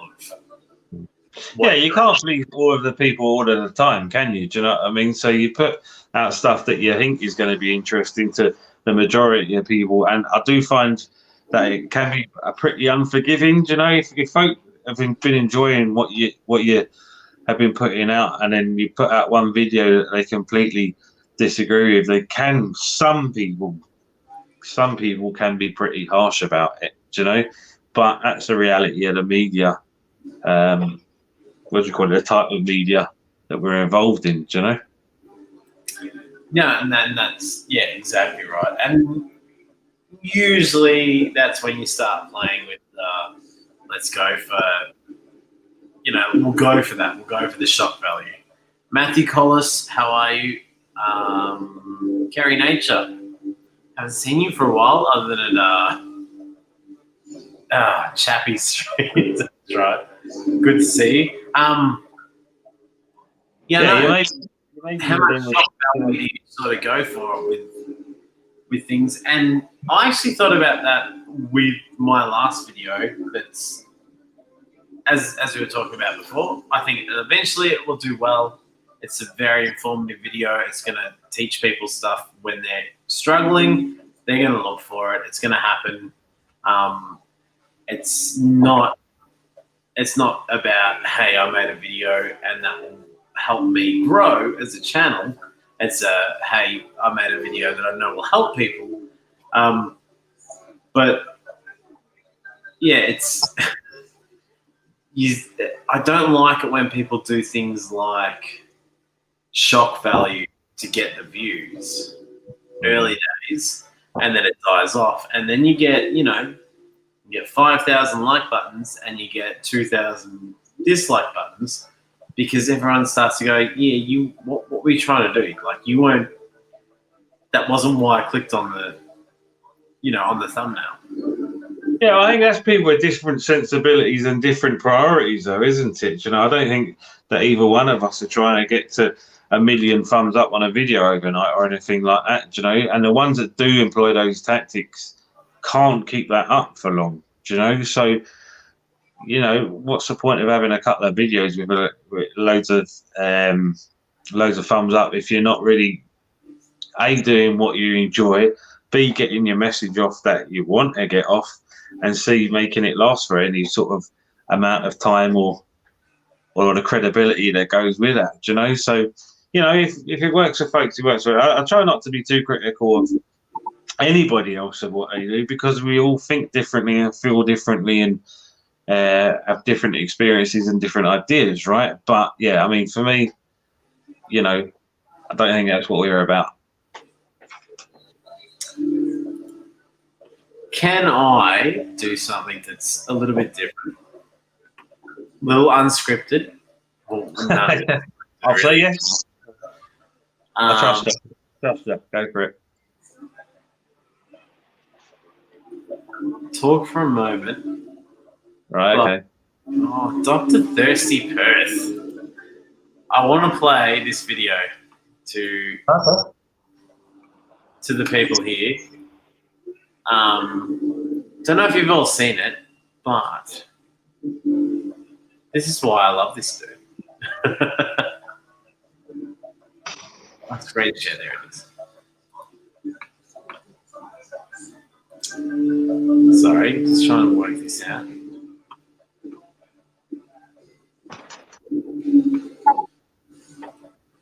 I'm going to close this because it's quite loud in the background.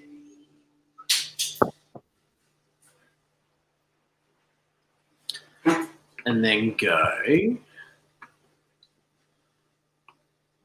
Turn this on. So, for those of you that haven't seen the Black Said Challenge, and also those of you that don't understand or know who a lot of the Aussie fish tubers are, we've got Dr. Black, we've got myself, Aqua, we've got Thirsty Rabbit, and we've got Perth Cichlids featured in a video from the other side of the world, which is incredible. So I'm going to play this. Can you see it? Actually.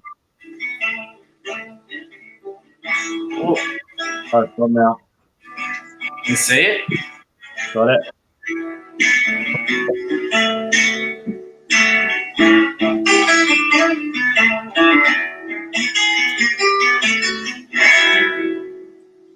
G'day.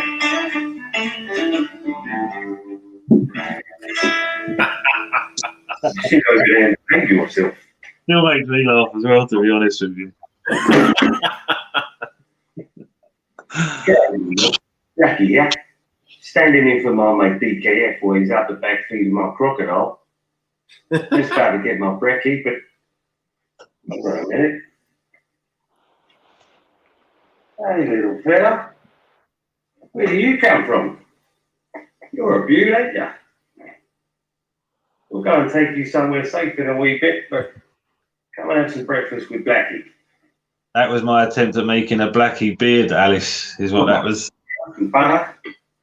And of course, I'm wrestling the crocodile in the background. let's get tucked in. You, first rabbit, thanks to you. That's one of the best. Well, I was taking a walk about my White Cloud Creek, yeah, and I saw something on the floor, so I picked it up. Ha ha ha, jokes. Jason sent DKS some of his awesome stickers there, and a couple of his business cards. Jason's got an awesome operation going on breeding cichlids, a real interesting channel. So I think I couldn't see a thing through those glasses either. They were like in the comments cheap below, ones from the dollar store kind of thing, no? But they were like 2.5 magnified or something like that. So I couldn't see a thing that I was doing.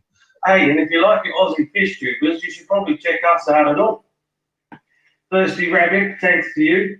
Got a huge fish room going on. Got a beautiful green terra pair. Got eggs. Got Oscar wrigglers at the moment. Loads going on. Come and visit me in the Warren. Then you got the Dr. Black, 66. Awesome fish keeper. Really funny guy as well. Go and visit him. And then there's Josh on Dr. Black's t-shirt there, Aqua mate. Awesome channel again. The three of us do live streams together. So much fun. Come and join in. Have a laugh with us. Yeah, we'll put the links in the comments below. Come and have a good time. Right, we better get going. So, one world, one love.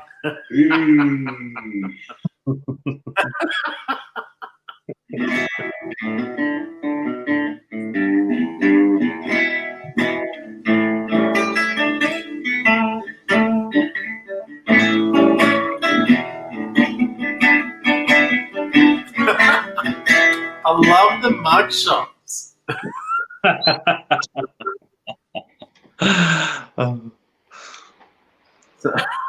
I had so much fun making that, by the way, even the thought process and everything, because I had Jason's stickers, and I knew I wanted to do something with them. And then Dr. Blackie says about the Black Scent Challenge, and I was like, boom, there you go, right? But it was like over the Christmas period, and it took me a while to collect some of that stuff and that. And I was saying to Blackie, yeah, videos coming, and he must be like, all right, okay, you know, poor stickers, man. Jason, he's like, I told him I would make a video of his stickers too, and it took me a while, man. But so much fun doing it. Really, really enjoyed it, man. Good times. What was the T-shirt? What was a T-shirt? That was Yeah. an Aqua original. That was. And that was not an original. Well, that took me. Well, I'm not the greatest artist, so it took me a few attempts to get that to get it looking right. You know, I wanted to make it as authentic as possible. I'm surprised that you could tell the difference, and it wasn't a real one. Oh, really? I see how it is. No, I ask because I'd like to say thank you for joining me today, and I'd like to send you an actual Aquamate T-shirt. So while we're having a chat after this, send me your details. Oh, I think I've got your details, obviously. I'm sending you the sticker. But your size details, because I'm going to order some Aquamate T-shirts, and yeah, I really want you to have one as well. I was going to try and organise it all before this stream after we delayed it last month. But yeah, a few things were happening, so I was like, just couldn't organise it. But definitely want you to have a T-shirt, and you can choose black or white, whatever makes you feel more comfortable. That is kind of you, man. I really appreciate it, and I would love to wear an Aquamate shirt on one of my videos. So yeah, definitely, man. We'll sort that out. Thank you so much, man. I know you've got to wear it on every video since. Contractually obliged. There you go. Perth Stickler's saying best sticker reveal ever. Oh, hang on. Okay, so are you busy right now? Me? Do you know what, Josh? I am actually 24 minutes late for work, man. I've just realised. See, when we rearranged this, I could only get a couple of hours off in the morning, and I didn't realise we'd been talking for over 2 hours, man, which is... I know. It's sort of flew by. There's a bit of an after party happening over at Dr. Black's. So... all right. No, I've got to get to work, man. I'm already going to... No, you're fine. I just would like to send everybody over to Dr. Black. Good idea. Find that link before we close down. Brilliant, man. Yeah. Oh, Is there anything that you want to tell us about that was coming up, or touch base that we didn't touch base on? not really, man. Do you know, like I said, I haven't really got anything too planned out ahead. All I would say is, you know, keep your eyes on Aquamate's channel, keep your eyes on Blakey and the boys, you know, Rabbit and Dr. Black, all of us. Keep supporting each other, keep being good to each other. It really is a great community we've got. And I think that's one of the appeals of it as well. Do you know, we support each other, we make each other feel good, we've got each other's backs. You know, it's always nice to chat to everybody in the streams and in the chats, and keep watching each other's videos because you might have a good time. Yeah, absolutely. And I don't know, it's been an honour having you. It's been... I'm going to say, man, definitely. I was really, really, really delighted when you asked me. I was touched when you asked me. Been looking forward to it. I've really enjoyed myself. So, you know, thank you very much, man. It's been awesome. No, you're always welcome. What I was going to say is, yeah, it's been 2 months in the making, which is 2 months too long. But I reckon that we'll do this again in another year or so. We'll catch up and we'll see where we're at. But other than that, good. Keep in touch, and thank you everybody in the chat. Thank you very much, Dan. Make sure you're not late to work. I'm just going to, if you need to run right now, I'm just going to try and figure out the details for. There's another stream going on at Dr. Black's house. I probably need to disappear because I genuinely am 26 minutes late now already, and I hadn't realised, man. So thank you everybody for out on that. It's been awesome. I hope we do it again. Have a great time at Blackie's, and I'll catch you all real soon, right? Absolutely. Thank you very much, Dan. See you later, mate. Take care, man. See ya. All right. Hang on. Link in Hangouts, he says. Oh. Zenchit, he didn't have to do that, but I appreciate it. Very entertaining. Please do it again. Yeah, I'd definitely love to have another chat with Dan. He's legitimately one of the nicest guys, as you would all know now. You all sat there and had a chat with him. He doesn't do a lot of live streams, and I've been really fortunate to sort of coax him out of doing that, or being quiet and joining myself, I think 3 times now, I reckon. I felt really bad about 6 or 7 weeks ago. We were doing this whole episode was meant to happen then, and just a whole bunch of things were happening at home, and I went, "Oh, Dan, I'm really sorry. Like, I got too much on. I just can't do the stream. Can we delay it?" And because he works sort of like a week on, a week off sort of thing, we had to push it back a whole month. And at about 2 or 3 hours ago, I was like, "Hey, Dan, you ready for this?" And there was no answer because it was too early over there in Scotland. So to make it happen was fantastic, and to have you guys all here, and also to see all of you chatting, I don't know, for like an hour before we could even start the stream.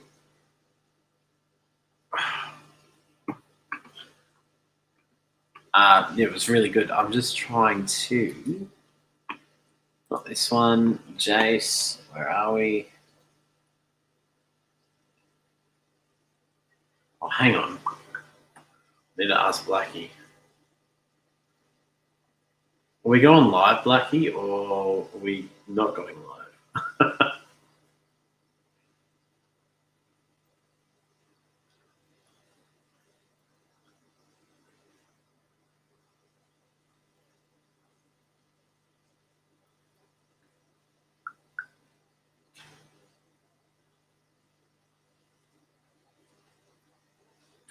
There we go.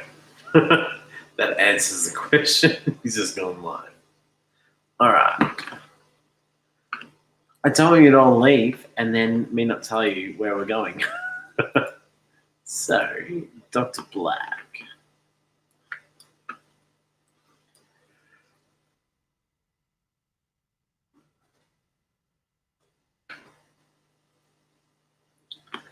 God.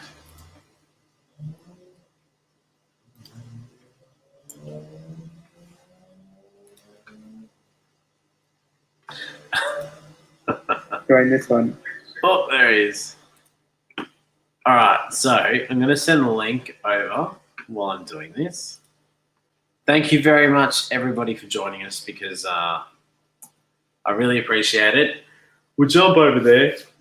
Things might get out of hand, might be silly, but I really appreciate you all joining in. There was a lot more people than I thought, a lot more likes, and I think Dan had a good time. And if you haven't subscribed to Dan, Daniel Keeping Fish, one of my favorite channels. So I now need to find that. San Ginger, are you still here? Help me out. Put a link to Dan's channel, and then we'll go over to Blackie's and have fun.